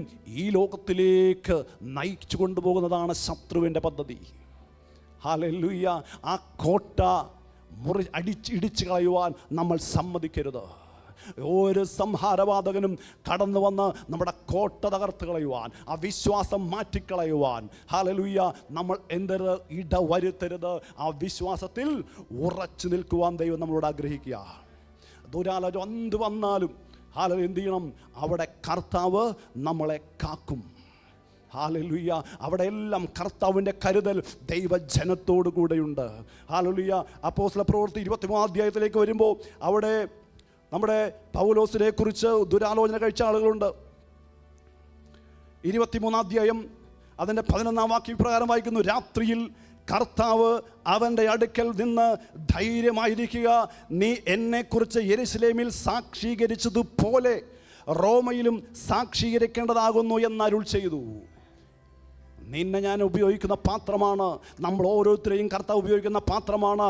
എവിടെയെങ്കിലും ഉപയോഗിക്കാൻ ദൈവം കർത്താവ് നമ്മൾ ഉപയോഗിക്കും. അത് ഭവനത്തിലാണെങ്കിലോ, സഭയിലാണെങ്കിലോ, ദേശത്തിലാണെങ്കിലോ, സമൂഹത്തിലാണെങ്കിലോ കർത്താവ് നമ്മളെ ഉപയോഗിക്കുമ്പോൾ ഒരാൾക്കും നമ്മളതിൽ നിന്ന് മാറ്റുവാൻ കഴിയില്ല, ദുരാചരണ കഴിക്കാൻ കഴിയില്ല. കാരണം പൗലോസ് എന്താ പ്രസംഗിച്ചത്? അതിൻ്റെ 23:6 പറയുന്നു, ഞാനൊരു പരീശൻ്റെ മകനുമാകുന്നു, മരിച്ചവരുടെ പ്രത്യാശയെയും പുനരുദ്ധാനത്തെയും കുറിച്ച് ഞാൻ വിസ്താരത്തിലായിരിക്കുന്നു. അവൻ്റെ പ്രസംഗത്തിൻ്റെ ഏറ്റവും പ്രധാനപ്പെട്ട ഭാഗം അവൻ പ്രസംഗിച്ചത് മുഴുവനും പ്രത്യാശയെക്കുറിച്ചും വിശ്വാസത്തെക്കുറിച്ചും കർത്താവിൻ്റെ വരവിനെക്കുറിച്ചുമാണ്. അങ്ങനെയുള്ള ഒരുവനെ എന്തില്ല? ദുരാലോചന കഴിക്കാൻ, കൂട്ടുകെട്ടുകളിൽ കൊണ്ടുപോയി ഇടാൻ ദൈവം അനുവദിക്കില്ല. നമുക്കതിൻ്റെ 19 വാക്യം വായിക്കാം. അവിടെ നേരം വെളുത്തപ്പോൾ ചില യഹൂദന്മാർ തമ്മിൽ യോജിച്ച് പൗലോസിനെ കൊന്നുകളയോളം ഒന്നും തിന്നുകയില്ല, കുടിക്കുകയോ ചെയ്തെന്ന് പറഞ്ഞ് ശപഥം ചെയ്തു നടക്കുന്ന ആളുകൾ. ഹല്ലേലൂയ. എന്നാൽ ആ കോട്ടയുടെ നടുവിൽ അതിൻ്റെ 16 വാക്യം പറയുന്നു, പൗലോസിൻ്റെ പെങ്ങളുടെ മകൻ ഇത് കേട്ടു. ആ കോട്ടയുടെ നടുവിൽ എവിടെന്നോ വന്നൊരു പെങ്ങളുടെ മകനെ കർത്താവാക്കി വെച്ചിരിക്കുന്നു. ആ ദുരാലോചന കേട്ട് അവൻ അതിൽ നിന്നും പിന്നെ എവിടെയൊക്കെയോ നമുക്ക് വേണ്ടി ചില ആളുകൾ ഒരുക്കി വെച്ചിട്ടുണ്ട്. പ്രിയരേ, ഒരു കഷ്ട നടുവിലും ഒരു പ്രതികൂല നടുവിലും നമ്മളുടെ വിശ്വാസം തകർന്നു പോകാൻ ദൈവം ആഗ്രഹിക്കുന്നില്ല. അവിടെയൊക്കെ നമുക്ക് വേണ്ടി പൗലോസിനൊരു പെങ്ങളുടെ മകനാണെങ്കിൽ ചില ആളുകളെ കർത്താവ് നമുക്ക് വേണ്ടി ഒരുക്കി വെച്ചിട്ടുണ്ട്. നമ്മുടെ ആശ്വാസ പുത്രന്മാരായി, പ്രബോധന പുത്രന്മാരായി, ആ സമാധാനത്തിൻ്റെ പുത്രന്മാരായി നമുക്ക് വേണ്ടി കർത്താവ് ഒരുക്കി വെച്ചിട്ടുണ്ട്. വിശ്വാസത്തിൽ നിന്നും വിട്ടുപോകല്ലേ, തകർന്നു പോകല്ലേ. ഞാൻ ഇന്ന് കുഞ്ഞു പറഞ്ഞ പുത്രനെ ചുംബിച്ചുകൊണ്ടിരിപ്പിൻ. Hallelujah, hallelujah. ഇന്ന് പുത്രനെ വിട്ട് ലോകത്തെ ചുംബിക്കുന്നവരാ വിശ്വാസം തകർന്നു പോകുന്നത്. ഹല്ലേലൂയ. ഈ ദിവസങ്ങളിൽ കർത്താവ് നമ്മളെക്കുറിച്ച് പറയുന്നത്, നിന്റെ ഹല്ലേലൂയ വിശ്വാസം കോട്ട ഇടിഞ്ഞു പോകാതെ സൂക്ഷിക്കണം. കാരണം ഈ കോട്ടയാ പിശാചിന്റെ ലക്ഷ്യം, അല്ലെങ്കിൽ ശത്രുവിൻ്റെ ലക്ഷ്യം. ഹല്ലേലൂയ. നമുക്കറിയാം ലൂക്കോസ് സുവിശേഷം 18 വാക്യത്തിൽ നമുക്ക് എടുക്കണമെന്നില്ല, നമുക്ക് എല്ലാവർക്കും അറിയാവുന്ന കാര്യം, മനുഷ്യപുത്രൻ വരുമ്പോൾ വിശ്വാസം കണ്ടെത്തുമോ? കർത്താവ് ചോദിക്കുക. മനുഷ്യൻ എന്തിനാ വരുന്നത്? നമ്മളെ ചേർക്കാൻ. അപ്പം ആ ചേർക്കാൻ കർത്താവ് വരുമ്പോൾ ആ ചേരാനുള്ള വിശ്വാസം നമുക്കുണ്ടോ? അന്നില്ലെന്ന് കർത്താവ് പറയുക. ഹല്ലേലൂയ. അവനോടുകൂടെ ചേരാൻ, അവനോടുകൂടെ പോകാൻ, അവനോടുകൂടെ ആ തേജസ്കരിക്കപ്പെടുവാൻ, ആ വിശ്വാസം ഈ ലോകത്തിൻ്റെ അന്ത്യകാലഘട്ടത്തിൽ കാണുമോ എന്ന് കർത്താവ് സംശയം പറയുക. ആ വിശ്വാസം നമുക്കുണ്ടോ? ആ വിശ്വാസം നമുക്കുണ്ടോ? എൻ്റെ കർത്താവ് വരും, അവൻ എനിക്ക് വേണ്ടി വരും, അവൻ എന്നെ ക്രിസ്തുവിനെ പോലെയാക്കി നിത്യത്തിലെത്തിക്കും. ഈ വിശ്വാസം ഇന്ന് സഭകളിൽ നിന്നും ദേശത്തു നിന്നും മാഞ്ഞുകൊണ്ടിരിക്കുക. ആ വിശ്വാസം ഒന്ന് പകർത്തുവാനാണ് നമ്മൾ ഓരോരുത്തരും ശ്രദ്ധിക്കേണ്ടത്. ഓരോ പ്രബോധകരുടെ ഉണ്ടെങ്കിൽ, ശുശ്രൂഷകന്മാരുണ്ടെങ്കിൽ ആ വിശ്വാസം ജനങ്ങളിലേക്ക് കൊടുക്കുവാനാണ് നമ്മുടെ കർത്താവ് ആഗ്രഹിക്കുന്നത്. ഹല്ലേലൂയ. ആ വിശ്വാസം തകർന്നു പോകല്ലേ, ആ വിശ്വാസം വിട്ടുപോകല്ലേ. വീണ്ടും ഹല്ലേലൂയ. ലൂക്കോസ് 22 വാക്യം വരുമ്പോൾ ശീമോനോട്, പത്രോസിനോട് കർത്താവ് പറയുന്നുണ്ട്, ശീമോനെ ശീമോനെ, കോതമ്പ് പോലെ നിന്നെ പാറ്റേണ്ടതിന് സാത്താൻ എന്നോട് അനുവാദം ചോദിച്ചു. എന്നാൽ ഞാൻ നിന്റെ വിശ്വാസം പൊയ്പോകാതിരിപ്പാൻ, കണ്ടോ, ഞാനോ നിന്റെ വിശ്വാസം പൊയ്പോകാതിരിക്കുവാൻ നിനക്കു വേണ്ടി അപേക്ഷിച്ചു. വേറൊന്നും കർത്താവ് പത്രോസിന് വേണ്ടി അപേക്ഷിച്ചില്ല. അവൻ്റെ വിശ്വാസം പോകരുത്, അതിവിശുദ്ധ വിശ്വാസം നഷ്ടപ്പെട്ടു പോകരുത്. അവൻ്റെ കുടുംബത്തിന് വേണ്ടിയോ അവൻ്റെ സമ്പത്തിന് വേണ്ടിയോ അവൻ്റെ ജോലി ഒരു കാര്യത്തിന് വേണ്ടി കർത്താവ് പ്രാർത്ഥിച്ചില്ല. നമ്മുടെ കർത്താവിൻ്റെ ഒരൊറ്റ പ്രാർത്ഥന, നമ്മുടെ അതിവിശുദ്ധ വിശ്വാസം നഷ്ടപ്പെട്ടു പോകരുത്. കാരണം ആ വിശ്വാസത്തിലൂടെ രക്ഷ, ആ രക്ഷയിലൂടെ നിത്യത. ഹല്ലേലൂയ. ഒരിക്കലായി ഭരമേൽപ്പെട്ട വിശ്വാസം മാറിപ്പോകരുത്. പ്രിയപ്പെട്ടവരെ, നിങ്ങളുടെ ഒരു തലയിലെ ഒരു മുടി പോലും ശത്രുവിന് പറിക്കണമെങ്കിൽ നമ്മുടെ കർത്താവിന് അനുവാദം ചോദിക്കണം. അവൻ അറിയാതെ ഒന്നും പോകില്ല, അവൻ അനുവദിക്കാതെ ഒന്നും നഷ്ടപ്പെടുകയില്ല. നമുക്ക് കഴിയുവാൻ കൂടുതൽ ഒന്നും കർത്താവ് തരില്ല. ഹല്ലേലൂയ. ആകുല ചിന്തകളാൽ ഉപജീവനങ്ങളൊന്നും ഭാരപ്പെട്ട് ആ വിശ്വാസം നഷ്ടപ്പെടുത്തരുതേ. എന്ത് ചോദിച്ചാലും ആരോപിക്കണം. പിശാചൊന്ന് പരീക്ഷയിൽ പോലും കർത്താവിനോട് ചോദിച്ചാൽ മാത്രമേ പറ്റുള്ളൂ. അതുകൊണ്ട് ഭയപ്പെട്ടു പോകരുത്, വിശ്വാസത്തിൽ ഉറച്ചു നിൽക്കണം. ആദിവിശുദ്ധ വിശ്വാസം നമ്മുടെ ഹൃദയത്തിൽ നിറയണം. അവിടെ പറയാ, നിന്റെ വിശ്വാസം പൊയ്പോകാതിരിപ്പാൻ ഞാൻ അപേക്ഷിച്ചു. യൂദ ലേഖനം 3 വാക്യം വായിക്കുമ്പോൾ അവിടെ വീണ്ടും യൂദ എന്തിനാണ് ഈ ലേഖനം എഴുതിയതെന്ന് പ്രത്യേകമായി പറയുന്നുണ്ട്. പ്രിയരേ, നമുക്ക് പൊതുവിലുള്ള രക്ഷയെക്കുറിച്ച് നിങ്ങൾക്ക് എഴുതുവാൻ സകല പ്രയത്നവും ചെയ്യുകയിൽ. അവിടെ യൂദ എന്ത് ചെയ്യുന്നു? രക്ഷിക്കപ്പെടുവാനുള്ള, പൊതുവായ രക്ഷയെക്കുറിച്ച് എഴുതുവാനുള്ള ഒരു ഒരുക്കത്തിലായിരുന്നു. എന്താ പൊതുവായ രക്ഷ? യേശുവിൻ്റെ ക്രൂശുമരണം, നീതീകരണം, രക്ഷിക്കപ്പെടുക എന്നീ വിഷയങ്ങളെക്കുറിച്ച് എഴുതുവാൻ യൂദാക്ക് തോന്നി, ചിന്തിച്ചു. എന്നാൽ പരിശുദ്ധാത്മാവ് അവനോട് ഇടപെടുകയാണ്. പരിശുദ്ധാത്മാവ് ഇടപെടുമ്പോൾ എന്താ ചെയ്തത്? വിശുദ്ധന്മാർക്ക് ഒരിക്കലായിട്ട് ഭരമേൽപ്പിച്ചിരിക്കുന്ന വിശ്വാസത്തിനു വേണ്ടി, ആർക്ക് വേണ്ടി? ഒരിക്കലായി ഭരമേൽപ്പിച്ചിരിക്കുന്ന വിശ്വാസത്തിനുവേണ്ടി പോരാടേണ്ടതിന് പ്രബോധിപ്പിച്ചെഴുതുവാൻ ആവശ്യമെന്ന് എനിക്ക് തോന്നി. ഹല്ലേലൂയ. അപ്പോൾ നമ്മൾ എന്ത് ചെയ്യണം? വിശ്വാസത്തിനു വേണ്ടി ഒരു പോരാട്ടമുണ്ട്. നമ്മുടെ വിശ്വാസത്തെ മറിച്ച് കളയാൻ പലരും ശ്രമിക്കും. അതിനുവേണ്ടി ഒരു പോരാട്ടം. അതിന് താഴത്തേക്ക് മറ്റൊരു ആരാണെന്ന് വന്നൊക്കെ നമുക്ക് പിന്നീട് ചിന്തിക്കാം. വിശ്വാസം തെറ്റിച്ച് കളയുവാൻ എന്ന് പരിശുദ്ധാത്മാവ് പറഞ്ഞപ്പോൾ ആ വിശ്വാസത്തിനു വേണ്ടി പോരാടേണ്ടതിന് പ്രബോധിപ്പിച്ച് ആരെഴുതി? യൂദാ എഴുതി. ഇന്ന് പ്രബോധിപ്പിക്കുന്നവരെ, ഇന്ന് ഹൗസ് ക്ലാസ് എടുക്കുന്നവരെ, ഇതാണ് പരിശുദ്ധാത്മാവ് നമ്മളോട് പറയുന്നത്. വിശ്വാസത്തിന് വേണ്ടി, മാനസാന്തരത്തിന് വേണ്ടി, നിത്യതയ്ക്ക് വേണ്ടി ഒരു പ്രബോധനമാണ് നമ്മളിൽ നിന്നും കർത്താവ് ആഗ്രഹിക്കുന്നത്. ഹല്ലേലൂയ. വിശ്വാസത്തിന് വേണ്ടി പ്രബോധിപ്പിച്ചെഴുതുവാൻ. വീണ്ടും നമുക്ക് മത്തായി സുവിശേഷം 6-ാം അധ്യായത്തിലേക്ക് വരുമ്പോൾ അവിടെ വിശ്വാസങ്ങളെ കാണുന്നുണ്ട്. നമുക്കെല്ലാവർക്കും അറിയാം, നമ്മുടെ പാസ്റ്റർ നമ്മളെ പഠിപ്പിക്കുന്നതാണ്. എന്നാൽ ഒന്ന് അതിൻ്റെ 7-ാം അധ്യായം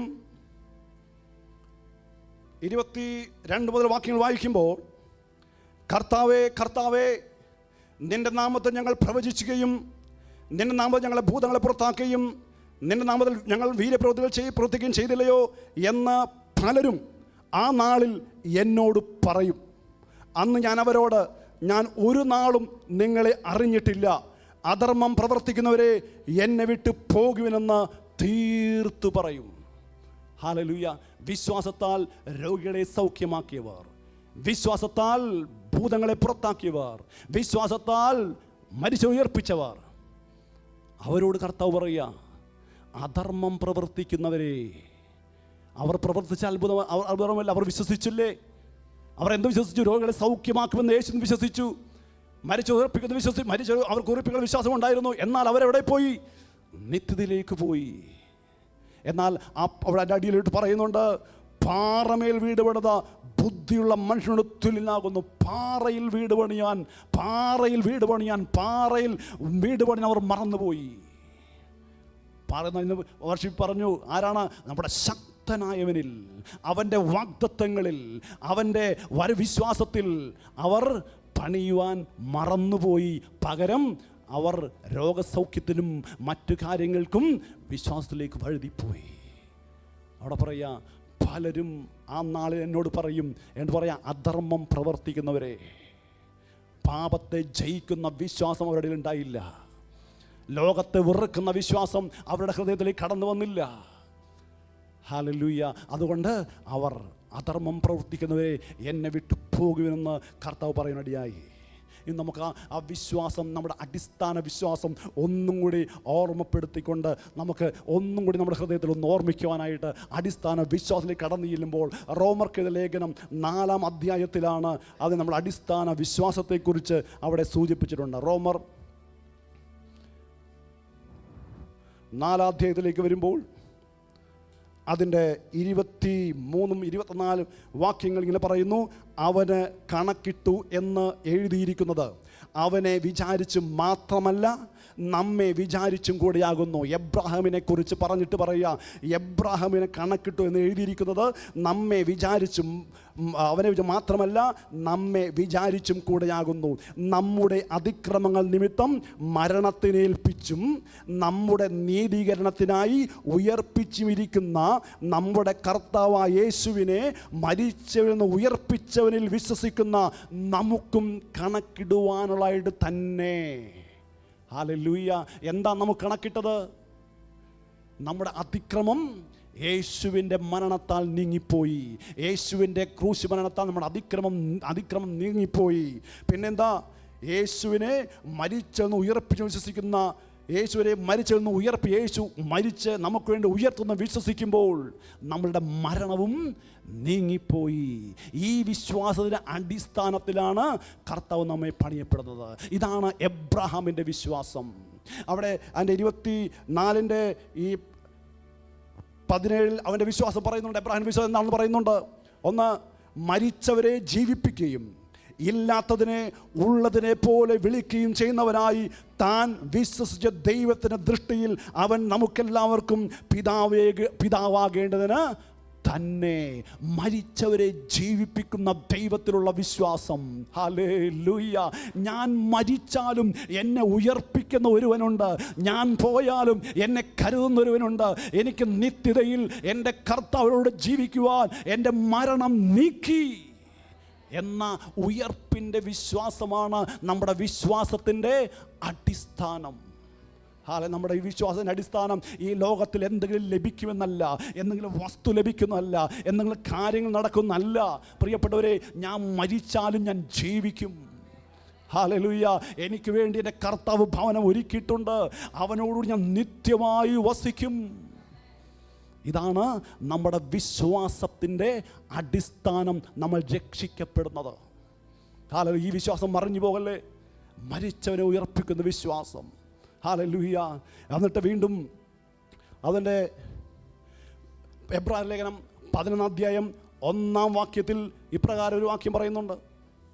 വിശ്വാസത്തിനെ കുറിച്ചൊരു ഡെഫിനിഷൻ കൊടുത്തിരിക്കുക.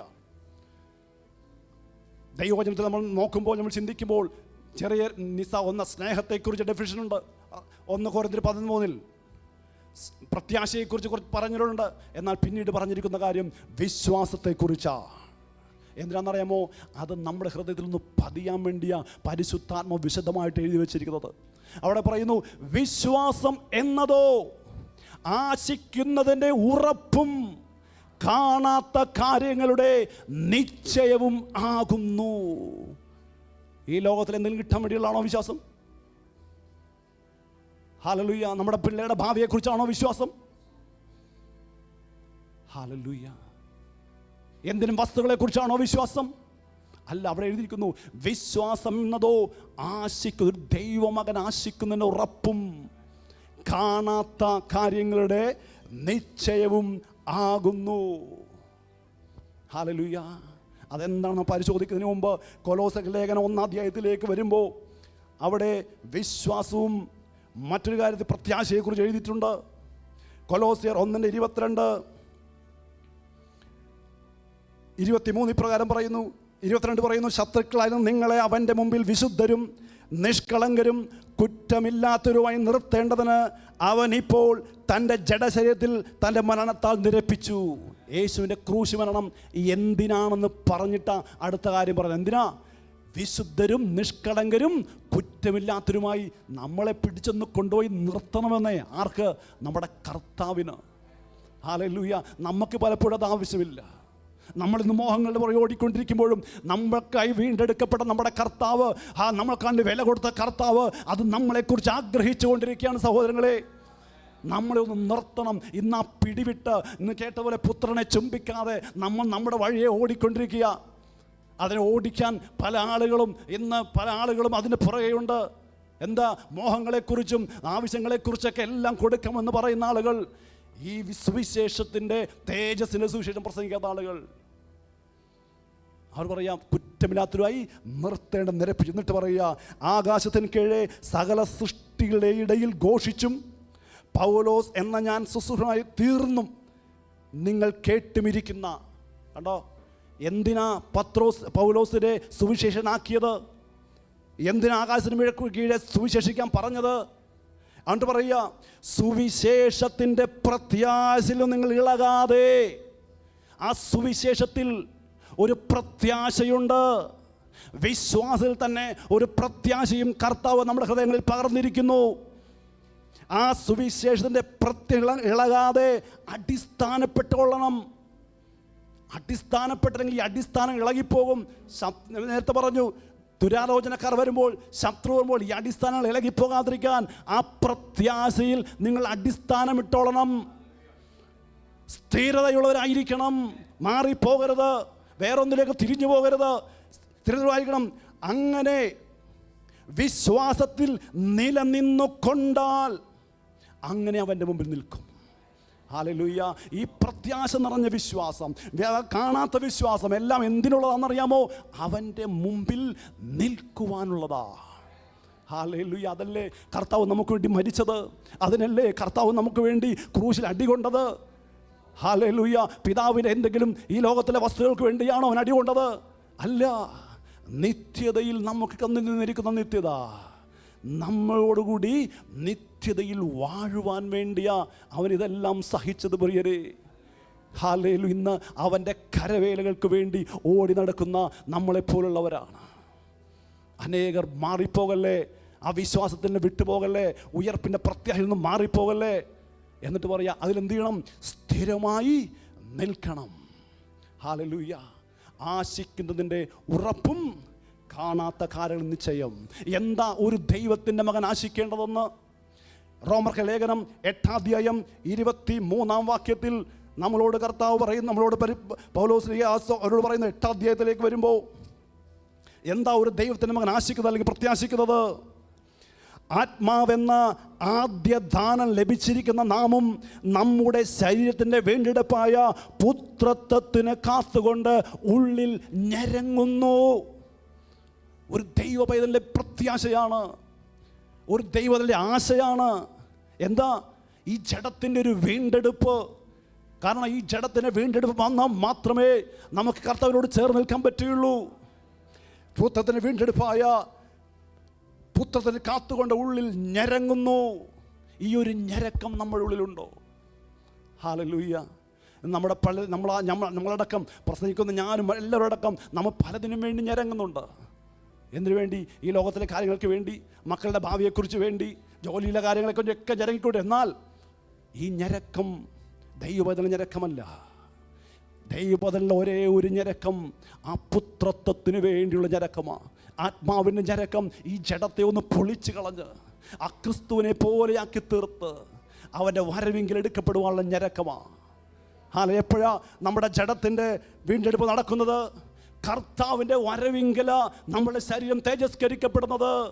അപ്പം അതിനു വേണ്ടിയുള്ളൊരു ഞരക്കമാണ് നമ്മളുടെ ഉള്ളിൽ നിന്നും പുറപ്പെടേണ്ടത്. ഹല്ലേലൂയ. അത് നമ്മുടെ ഉള്ളിൽ നിന്ന് പ്രവേശിക്കണം. ഹല്ലേലൂയ. ആ ഞരക്കം നമ്മുടെ ഉള്ളിൽ നിന്നും ഒഴുകുവാൻ നമ്മുടെ ഹൃദയത്തിൽ എന്നും കർത്താവേ അതിനു വേണ്ടൊരു യാചന നമ്മളിൽ വേണം. ഇത്ര ഉണ്ടായിട്ടില്ലെങ്കിൽ ഇനി വേണം കർത്താവേ എന്ന് പറയുവാനൊരു ഹൃദയം നമ്മളിൽ വേണം. ഹല്ലേലൂയ. എന്നിട്ട് പറയുക, പ്രത്യാശയാലല്ലോ നാം രക്ഷിക്കപ്പെട്ടിരിക്കുന്നത്. ഏത് പ്രത്യാശ? ഈ ജഡത്തിൻ്റെ വീണ്ടെടുപ്പായ പ്രത്യാശ. പ്രത്യാശയിലല്ലോ നാം രക്ഷിക്കപ്പെട്ടിരിക്കുന്നത്. കാണുന്ന പ്രത്യാശയോ പ്രത്യാശയല്ല. ഒരുത്തൻ കാണുന്നതിനെ ഇനി പ്രത്യാശിക്കുന്നത് എന്തിന്? ഈ ലോകത്തിലെ കാണുന്ന കാര്യങ്ങൾക്കായി പ്രത്യാശിച്ച് ഇനി ഇരിക്കുന്നത് എന്തിന്? അത് നിങ്ങൾ ദൈവത്തിൻ്റെ മകനല്ലേ? അവൻ നിങ്ങളുടെ ആവശ്യങ്ങളെ എല്ലാം തരുവാൻ ദൈവം ശക്തനല്ലേ? നിങ്ങൾ ആവശ്യപ്പെടാതെ തന്നെ തരുവാൻ ശക്തനാണ്. നമ്മളെ വീട്ടിൽ മക്കൾക്ക് നമ്മൾ എന്തെങ്കിലും കൊടുത്ത് അവരാവശ്യപ്പെട്ടിട്ടാണോ? നമുക്ക് അവൻ്റെ വളർച്ചയ്ക്കറിയാം എന്ത് വേണം എല്ലാം പിതാവ് തക്ക സമയത്ത് നമ്മൾ കൊടുക്കുമെങ്കിൽ നമ്മുടെ സ്വർഗസ്ഥനായ പിതാവ്, എല്ലാം അറിയുന്ന പിതാവ് ഓരോ ദിവസവും നമുക്ക് വേണ്ടി തരുന്നത് നമുക്കവൻ തന്നുകൊണ്ടേയിരിക്കും. ഒരു കുറവും വരുത്തുകയില്ല. എന്ത് ചെയ്യണം? നമ്മൾ ഈ പ്രത്യാശയ്ക്ക് വേണ്ടി ഞരങ്ങുന്നവരാണെങ്കിൽ. ഹല്ലേലൂയ. ഹല്ലേലൂയ. പറയുക, കാണാവുന്നതിനായി ഇനി പ്രത്യാശിക്കരുതേ. എന്ത് ചെയ്യണം? കാണാത്തതിനായി. ഈ ജഡത്തിന് വീണ്ടെടുപ്പിന് വേണ്ടി ഒരു ഞരക്കം നമ്മുടെ ഉള്ളിൽ വന്നുകൊണ്ടേയിരിക്കണം. വീണ്ടും പറയുന്നു, 2 കൊരിന്ത്യർ 4:17-18. കാണാത്ത കാര്യങ്ങൾ നിശ്ചയം എന്താ?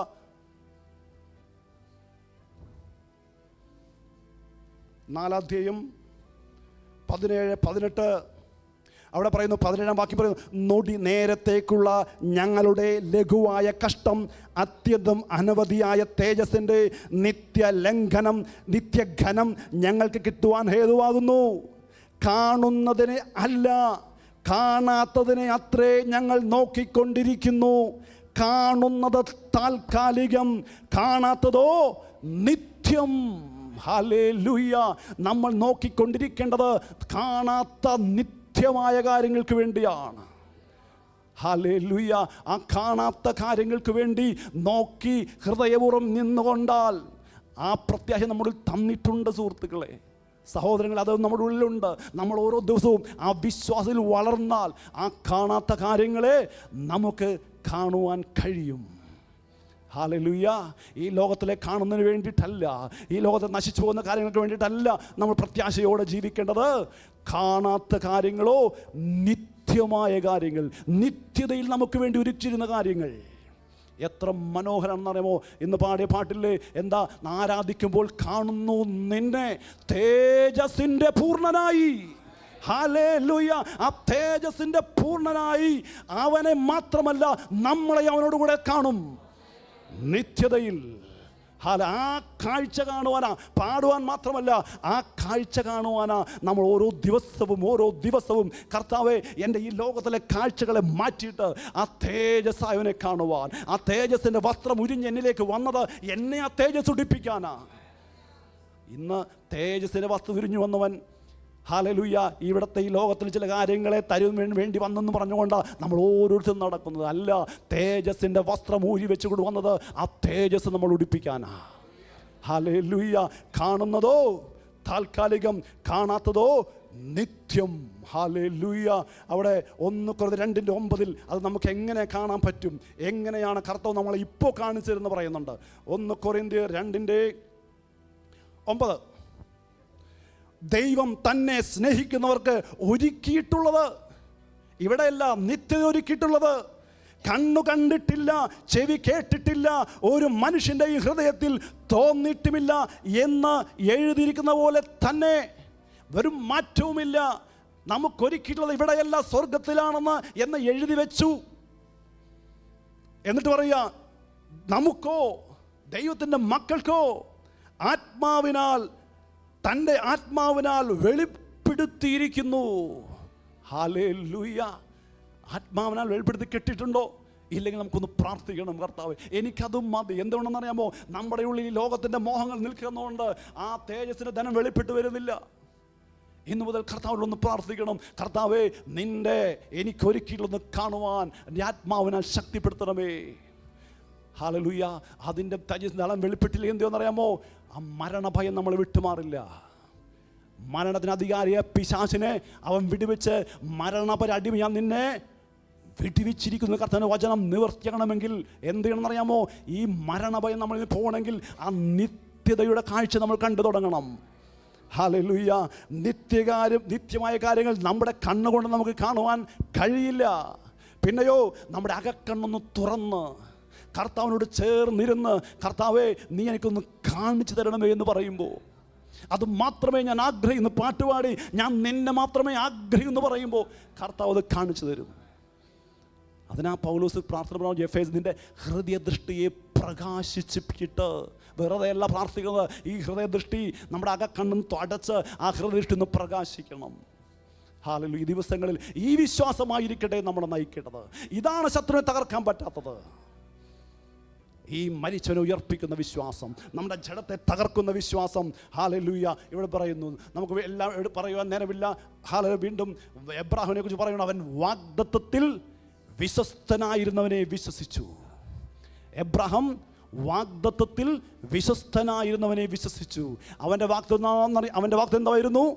അവൻ്റെ പ്രായം കഴിഞ്ഞിട്ടും അവന് പുത്രോത്പാദനം ലഭിക്കും. എന്നാൽ ഇന്ന് നമ്മളോട് പറഞ്ഞ വാഗ്ദത്തത്തില, എബ്രാഹിമിൻ്റെ വാഗ്ദത്തിലേക്കല്ല നോക്കേണ്ടത്. ഇന്ന് അനേകർ എബ്രാഹിമത്തിൽ കിട്ടിയ അനുഗ്രഹങ്ങളിലേക്കും വാഗ്ദത്തിലേക്കും അല്ല നമുക്ക് നോക്കേണ്ടത്. നമുക്ക് നമ്മുടെ കർത്താവ് തന്നിരുന്ന വാഗ്ദത്തമുണ്ട്. ഈ ഭൂമിയിലായിരിക്കുമ്പോൾ തന്നെ നമ്മുടെ കർത്താവ് നമുക്ക് വാഗ്ദത്തം തന്നിട്ടുണ്ട്. ആ വാഗ്ദത്തത്തിലേക്ക് നമ്മൾ നോക്കണം. 1 യോഹന്നാൻ 2:24 വരുമ്പോൾ, അതെ വന്ന് വായിച്ചോ, കിട്ടിയൊരു വായിച്ചോ. ആമേൻ, ആമേൻ. ആ ആ ആമേൻ, ആമേൻ, ആമേൻ. ഹല്ലേലൂയ. അവൻ പറയുന്നതറിയാമോ? പിതാവിലും പുത്രനിലും വസിക്കും. അവൻ തന്ന വാഗ്ദത്തം നിത്യജീവൻ തന്നെ. അവർ പിതാവിലും പുത്രനിലും വസിക്കും. ഈ നിത്യത എന്ന് പറയുന്നത് സ്വർഗത്തിൽ പോയി നമുക്ക് ലഭിക്കുന്നത് മാത്രമല്ല, ഈ ഭൂമിയിൽ ലഭിച്ച് നിത്യതയിൽ തുടരുന്നതാണ്. ഹല്ലേലൂയ. ആ നിത്യജീവൻ വിശ്വാസികളുള്ളിൽ കർത്താവ് നമുക്ക് നിക്ഷേപിച്ച് കഴിഞ്ഞു. ഇതിനത് വളർന്നുകൊണ്ടേയിരിക്കണം. ഹല്ലേലൂയ. അതിന് വളർന്നുകഴിഞ്ഞാൽ എന്ത് കഴിയുമെന്ന് 1 യോഹന്നാനിലല്ല, യോഹന്നാനിൽ പറഞ്ഞിട്ടുണ്ട്. യോഹന്നാൻ എഴുതിയ സുവിശേഷത്തിലേക്ക് വരുമ്പോൾ 10-ാം അധ്യായം 26-ാം വാക്യം വായിക്കുമ്പോൾ ഈ നിത്യജീവൻ്റെ വചനം നമ്മളിൽ എങ്ങനെ വളരും? 10-ാം അധ്യായം കിട്ടിയവർക്ക് വായിക്കാം. എൻ്റെ ആടുകൾ, അതെ 26-27, നിങ്ങളോ എൻ്റെ ആടുകളുടെ കൂട്ടത്തിലുള്ളവരല്ലായകയാൽ വിശ്വസിക്കുന്നില്ല. എൻ്റെ ആടുകൾ എൻ്റെ ശബ്ദം കേൾക്കുന്നു, ഞാൻ അവയെ അറിയുകയും അവ എന്നെ അനുഗമിക്കുകയും ചെയ്യുന്നു. ഞാൻ അവയ്ക്ക് നിത്യജീവൻ കൊടുക്കുന്നു, അവ ഒരു നാളും നശിച്ചു പോകില്ല. ഇതാ, മരിച്ചാലും ജീവിക്കും, ഒരു നാളും നശിച്ചു പോകില്ല. ആര്? നിത്യജീവനുള്ളവൻ, അതിൽ വളർന്നവൻ. എന്നിട്ട് പറയുക, അവയെ എൻ്റെ കയ്യിൽ നിന്നും പിടിച്ചു പറിക്കാൻ ആർക്കും കഴിയില്ല. ഹല്ലേലൂയ. നിത്യജീവനുള്ളിൽ വസിക്കുന്നവൻ യേശുവിൻ്റെ കരങ്ങളിലാണ്. ഇന്ന് നാടിയില്ലേ, ഞാൻ നിൻ്റെ മാറോടൊന്ന് ചേരട്ടെ. ഹല്ലേലൂയ. മാറോട് ചേർന്നിരിപ്പാൻ, അവൻ്റെ കരങ്ങളിലിരിക്കാൻ കർത്താവ് തന്ന കൃപയാ നിത്യജീവൻ. ഈ വിശ്വാസം അത് വിട്ട് മോഹത്തിൻ്റെ വിശ്വാസത്തിലേക്ക് പോകല്ലേ. ഇതാ നമ്മുടെ പ്രസംഗത്തിൻ്റെ കാതൽ. എന്നിട്ട് പറയുക, അവയെ തന്നിരിക്കുന്നതിൻ്റെ പിതാവ് എല്ലാവരിലും വലിയവൻ, പിതാവിൻ്റെ കയ്യിൽ നിന്നും പിടിച്ചു പറിപ്പാൻ ആർക്കും കഴിയയില്ല. നമ്മൾ 1 യോഹന്നാനിൽ കേട്ടില്ലേ, അവൻ പിതാവിലും പുത്രനിലും വസിക്കുന്നു. ഇന്നും അതുപോലെ തന്നെ ആ പിതാവിൻ്റെയും യേശുവിൻ്റെയും കരങ്ങളിലാണ് നമ്മൾ ഓരോരുത്തരും. ഈ യേശുവിൻ്റെ കരങ്ങളിൽ നിന്നും, ഈ യേശുവിൻ്റെ മാറിൽ നിന്നും നമ്മളെ ആർക്കും പിടിച്ചു പറിച്ചു കൊണ്ടുപോകാൻ കഴിയില്ല. എന്നിട്ടാണ് നമ്മൾ ഇന്ന് ഭാവിയെക്കുറിച്ചും ആകുലതയെക്കുറിച്ചൊക്കെ ആകുലപ്പെട്ട് ലോകത്തിൻ്റെ മോഹങ്ങളിൽ പലരും ഒഴുകിപ്പോയിരിക്കുന്നത്. ഹല്ലേലൂയ. കർത്താവ് നമുക്ക് എന്താവശ്യമുണ്ടോ, ഈ കരലിരിക്കുന്നവനെ, മാറോട് ചേർന്നിരിക്കുന്നവനെ എന്തു വേണമെന്ന് നമ്മുടെ കർത്താവിനറിയാം. ഹല്ലേലൂയ. ഹല്ലേലൂയ. നിങ്ങൾ തിന്നുമെന്ന് തുടിക്കുന്നെന്ന് നിങ്ങൾ വ്യാകുലപ്പെടേണ്ട. അത് ജാതികൾ അന്വേഷിക്കുന്നു. എന്തുകൊണ്ടാണ് അത് ജാതികൾ അന്വേഷിക്കുന്നു പറഞ്ഞത്? ജാതികൾക്ക് പിതാവില്ല, ദൈവമെന്ന് പറയുന്ന പേര് മാത്രമേ ഉള്ളൂ. നമുക്കൊരു പിതാവുണ്ട്. ഹല്ലേലൂയ. അവൻ നമ്മളെ കയ്യിൽ വഹിച്ചിരിക്കുക. ആരെ? നിത്യജീവന്റെ വചനങ്ങളെയും വിശ്വസിക്കുന്നവരെ, ഉയർപ്പിൻ്റെ വചനം വിശ്വസിക്കുന്നവരെ, അവൻ്റെ വരവിനുവേണ്ടി കാത്തിരിക്കുന്നവരെ അവൻ കരങ്ങളിൽ വഹിച്ചിരിക്കുന്നു. അവനെ ആർക്കും പിടിച്ചു പറിക്കാൻ കഴിയില്ല. ഹല്ലേലൂയ. പ്രിയരെ, ഈ വിശ്വാസത്തിൽ നിന്നും പിന്മാറിപ്പോകാതെ ഈ ഓരോ ദിവസവും ഈ വിശ്വാസത്തിൽ, ആ കാണാത്ത കാര്യങ്ങളിലെ ആ നിത്യയുടെ വിശ്വാസത്തിൽ ഓരോ ദിവസവും വർദ്ധിച്ചു വരുവാൻ നമുക്ക് ആവശ്യമുണ്ട്. കാരണം ശത്രു നമ്മുടെ പിറകെയുണ്ട്. അതാണ് പൗലോസ് പറഞ്ഞു, സർപ്പം ഹവ്വായെ ഉപായത്താൽ ചതിച്ചതുപോലെ നിങ്ങളെയും ചതിക്കുവാൻ ഇടയുണ്ട്. കാരണം അറിയാമോ, ഏദൻ തോട്ടത്തിൽ വന്ന പിശാച് അല്ലെങ്കിൽ സാത്താൻ്റെ തന്ത്രമായി അനേക സ്ഥലങ്ങളിൽ ഇങ്ങനെ കറങ്ങി നടക്കുന്നുണ്ട്. ഹല്ലേലൂയ. ദൈവത്തെ പോലെയാക്കാനും, ഹല്ലേലൂയ, ഈ ലോകത്തിൻ്റെ മോഹങ്ങളെ ഭക്ഷിപ്പാനും. നമുക്കൊരു വചനം കൂടി വായിച്ച് നമ്മൾ അവസാനിപ്പിക്കാൻ പോവുകയാണ്. ഈ യോഹന്നാൻ്റെ സുവിശേഷത്തിൽ തന്നെ, ഹല്ലേലൂയ, അതിൻ്റെ 17-ാം അധ്യായത്തിലേക്ക് വരുമ്പോൾ കർത്താവ് നമുക്ക് വേണ്ടി പ്രാർത്ഥിച്ചൊരു പ്രാർത്ഥനയുണ്ട്. ആ പ്രാർത്ഥന നമ്മളെ തെറ്റിക്കുന്നൊരു ഓർത്താണ്, നമ്മളെ ഈ വിശ്വാസം മാറ്റിക്കളയുന്നൊരു ഓർത്താണ്. അതിൻ്റെ ഹല്ലേലൂയ 14-ാം വാക്യം വായിക്കുമ്പോൾ, 17-14 വായിക്കുമ്പോൾ, ഞാൻ അവർക്ക് നിൻ്റെ വചനം കൊടുത്തിരിക്കുന്നു. ആർക്ക്? ദൈവമക്കൾക്ക് അല്ലെങ്കിൽ ശിഷ്യന്മാർക്ക് നിൻ്റെ വചനങ്ങളെ കൊടുത്തിരിക്കുന്നു. ഞാൻ ലൗകികനല്ലാത്തതുപോലെ അവരും ലൗകികന്മാരല്ലായക കൊണ്ട് ലോകം അവരെ പകച്ചു. പ്രിയപ്പെട്ടവരെ, യേശു എങ്ങനെയായിരിക്കുന്നുവോ അതുപോലെയാണ് നമ്മൾ ഓരോരുത്തരും. ഹല്ലേലൂയ. യേശു ലൗകിക കാര്യങ്ങൾക്ക് വേണ്ടിയല്ല ഈ ഭൂമിയിലേക്ക് വന്നത്, ലൗകിക മോഹങ്ങൾക്ക് വേണ്ടിയല്ല യേശു വന്നത്. നമ്മളും ഈ ലൗകികമായ ആവശ്യങ്ങൾക്ക് വേണ്ടിയല്ല ഇവിടെ ജീവിക്കുന്നത്. അതെല്ലാം കർത്താവ് തരും. പിന്നെ എന്തിനു വേണ്ടി? നിത്യതയ്ക്ക് വേണ്ടിയാണ്. ആ ഒരു വിശ്വാസം നമ്മൾ നിറയണം. ഹല്ലേലൂയ. സത്യത്താൽ അവരെ വിശുദ്ധീകരിക്കണമേ, സത്യവചനത്താൽ ഓരോരുത്തരെ വിശുദ്ധീകരിക്കണമേ. ഹല്ലേലൂയ. എന്നിട്ട് പറയാ, അതിന്റെ 15 ലാസ്റ്റ് പറയാ, എന്നല്ല അവരെ ഈ ലോകത്തിൻ്റെ എന്നെടുക്കണമെന്നല്ല, ദുഷ്ടന്റെ കയ്യിൽ അകപ്പെടാതെ വണ്ണം അവരെ കാത്തുകൊള്ളണമേ. എന്താ ദുഷ്ടന്റെ പ്രവൃത്തി? ലൗകികന്മാരല്ലാത്ത നമ്മളെ ലൗകികതയിലേക്ക് നടത്തുക, ലോകത്തിൻ്റെ മോഹങ്ങളിലേക്കും ലോകത്തിൻ്റെ ആവശ്യങ്ങളിലേക്കും നമ്മുടെ വിശ്വാസത്തെ വഴിതിരിച്ചു വിടുന്നതാണ് ദുഷ്ടന്റെ പ്രവൃത്തി. ആ ദുഷ്ടന്റെ പ്രവൃത്തിയിൽ നിന്നും വിടുവിക്കണമേ എന്നാണ് കർത്താവ് തൻ്റെ പിതാവിനോട് അപേക്ഷിക്കുന്നത്. ഇന്നും നമുക്ക് വേണ്ടി അപേക്ഷിച്ചുകൊണ്ടിരിക്കുക.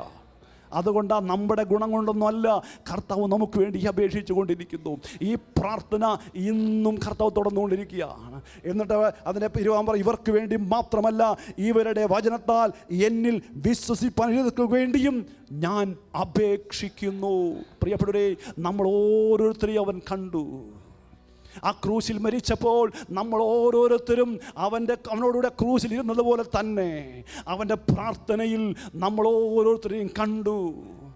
നമ്മൾ ഓരോരുത്തരും ലൗകികന്മാരല്ലാണ്ടായി മാറിപ്പോകാൻ, ഈ ലോകത്തിൻ്റെ മോഹങ്ങളിലേക്ക് പെട്ടുപോകാതിരിക്കാൻ, ദുഷ്ടൻ്റെ പിടിയിലൊക്കെ പെട്ടുപോകാതിരിക്കാൻ, ലോകമോഹങ്ങൾ ഓഫർ ചെയ്യുന്ന മറ്റു കാര്യങ്ങളിൽ നിന്നും മാറി നിന്നുകൊണ്ട് വിശ്വാസത്തിൽ തികഞ്ഞു വരുവാൻ കർത്താവ് നമ്മളെക്കുറിച്ച് ആഗ്രഹിക്കുകയാണ്.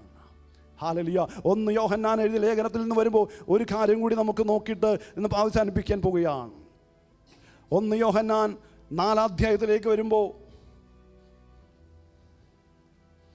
1 യോഹന്നാൻ 4 അതിൻ്റെ 5-ാം വാക്യം ഇപ്രകാരം വായിക്കുന്നു: അവർ ലൗകികന്മാർ ആകയാൽ ലൗകികമായത് സംസാരിക്കുന്നു. ലോകത്തിൻ്റെ മോഹം, ലോകത്തിൻ്റെ ആഗ്രഹങ്ങൾ, ലോകത്തിൻ്റെ ചിന്തകളെല്ലാം സംസാരിക്കുന്ന ആരാണ്? ലൗകികന്മാരായവർ അവരോട് സംസാരിക്കുന്നു. ലോകം അവരുടെ വാക്ക് കേൾക്കുന്നു. നിത്യജീവനില്ലാത്തവൻ, യേശുവിൻ്റെ വചനമില്ലാത്തവൻ, ലോകം ഉള്ളിൽ കിടക്കുന്നവൻ അവരുടെ വാക്ക് കേൾക്കും. ആരുടെ? ലൗകികന്മാരുടെ വാക്ക് കേൾക്കും. ഹല്ലേലൂയ. ഞങ്ങൾ ദൈവത്തിലുള്ളവരാകുന്നു, ദൈവത്തെ അറിയുന്നവൻ ഞങ്ങളുടെ വാക്ക് കേൾക്കുന്നു. എന്താ ഞങ്ങളുടെ വാക്ക്? അപ്പോസ്തലന്മാരുടെ വാക്ക് അതിവിശുദ്ധ വിശ്വാസത്തെക്കുറിച്ച്, കർത്താവിൻ്റെ വരവിനെക്കുറിച്ച്, നിത്യതയെക്കുറിച്ച്. എന്നിട്ട് പറയുക, സത്യത്തിൻ്റെ ആത്മാവേതെന്നും വഞ്ചനയുടെ ആത്മാവേതെന്നും നമുക്ക് ഇതിനാൽ അറിയാം. ഹല്ലേലൂയ. ഇന്ന് പകൽക്കാലം കേട്ട വചനം മാറി ഒഴുകിപ്പോകാതെ വിശ്വാസത്തിൽ ഉറച്ചു നിൽപ്പാൻ ദൈവം നമ്മളെക്കുറിച്ച് ആഗ്രഹിക്കുക. ഇങ്ങനെ ഉറച്ചു നിന്നാൽ എന്താണ് പറയുന്നത്? നമുക്ക് ധാരാളമായി പ്രാപിക്കുവാൻ കഴിയും. ഹല്ലേലൂയ. 2 പത്രോസിൽ പറയുന്ന കാര്യമാണ്. 2 പത്രോസിൽ അതിൻ്റെ 10-ാം അധ്യായത്തിൽ പ്രമാണമെന്നു: അതുകൊണ്ട് സഹോദരന്മാരെ, നിങ്ങളുടെ വിളിയും തിരഞ്ഞെടുപ്പും ഉറപ്പാക്കുവാൻ അധികം ശ്രമിപ്പിൻ. ഇങ്ങനെ ചെയ്താൽ നിങ്ങൾ ഒരു നാളും ഇടറിപ്പോകാതെ നമ്മുടെ കർത്താവും രക്ഷിതാവുമായ യേശു ക്രിസ്തുവിൻ്റെ നിത്യരാജ്യത്തിലേക്കുള്ള പ്രവേശനം ധാരാളമായി പ്രാപിക്കും. ധാരാളമായി പ്രാപിക്കും. എങ്ങാടുള്ള പ്രവേശനം? ഈ ലോകത്തിലേക്ക് പ്രവേശനമല്ല, നമ്മുടെ മോഹത്തിലേക്ക് പ്രവേശനമല്ല, നിത്യരാജ്യത്തിലേക്കുള്ള പ്രവേശം ധാരാളമായി പ്രാപിക്കും. എങ്ങനെയാ ധാരാളമായി പ്രാപിക്കുന്നത്? നമ്മുടെ ഭവനത്തേക്ക് ഒരാൾ കടന്നു വന്നാൽ അവൻ എന്ത് ചെയ്യും? കോളിംഗ് ബെല്ലടിച്ച് നമ്മളെ കാത്തു നിൽക്കും, മുട്ടിക്കൊണ്ട് നമ്മളെ കാത്തു നിൽക്കും, ഭവ്യോടെ നിൽക്കും. എന്നാൽ നമ്മുടെ മക്കൾ, നമ്മുടെ പ്രിയപ്പെട്ട മക്കൾ നമ്മുടെ വീട്ടിലോട്ട് വരുന്നത് എങ്ങനെയാ? ഇപ്പോൾ നമ്മുടെ ശീലവും ഈ സ്റ്റേജിലേക്ക് വന്ന എങ്ങനെയാ? ഓടിച്ചാടിയാ കടന്നു വരുന്നത്. നമ്മുടെ മക്കളെങ്ങനെയും വാതിലുണ്ടെങ്കിൽ അതൊക്കെ തള്ളി തുറന്നു കയറുന്ന പോലെ നമ്മളും ആ നിത്യരാജ്യത്തിലേക്ക് പ്രവേശിക്കും. ആ പിതാവിൻ്റെ മാറിലേക്ക് നമ്മൾ ചാടിക്കയറും. എങ്ങനെ ചെയ്താൽ? ആ നിത്യയുടെ വിശ്വാസം നമ്മുടെ ഉള്ളിൽ മുറുക്കിപ്പിടിക്കണം. മരിച്ചവരെ ഉയർപ്പിക്കുന്ന ദൈവത്തിലുള്ള വിശ്വാസം ഉയർത്തിപ്പിടിക്കണം. കാണാത്തതിനെ നമ്മൾ കണ്ട് ഹൃദയത്തിൽ നിറഞ്ഞ് നമ്മൾ എന്ത് ചെയ്യണം? ആ വിശ്വാസത്തിൽ വർദ്ധിച്ചു വരണം. ഒരു നിമിഷം ഒരുമിച്ച് നമുക്ക് എഴുന്നേറ്റ് നിന്നുകൊണ്ട് ഒരു നിമിഷം നമുക്ക് പ്രാർത്ഥിക്കാം. കർത്താവേ, ഇന്ന് നടന്ന പോലെയല്ല, മോഹത്തിൻ്റെ വാക്കുകളെയല്ല, ഈ ലൗകികന്മാരുടെ വാക്ക് ഞങ്ങൾ കേൾക്കില്ല. ഹല്ലേലൂയ. ഇന്ന് നമ്മൾ കേൾക്കാൻ പോകുന്നത് കർത്താവിൻ്റെ ആ മുഖം മാത്രം നോക്കി, അവൻ്റെ വചനം മാത്രം മാത്രം നോക്കി നമ്മൾ ജീവിക്കുമെന്ന് നമുക്ക് പ്രാർത്ഥിക്കാം.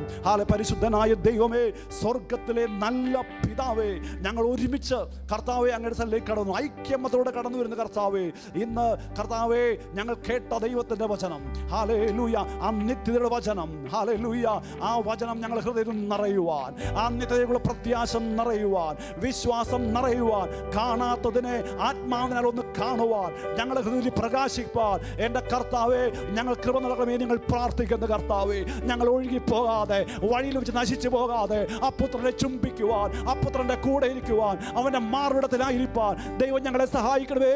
ഞങ്ങൾ പ്രാർത്ഥിക്കുന്ന കർത്താവേ, പ്രാർത്ഥനകൾക്കായി നന്ദി. യേശു ക്രിസ്തുവിൻ നാമത്തിൽ തന്നെ ആമേൻ.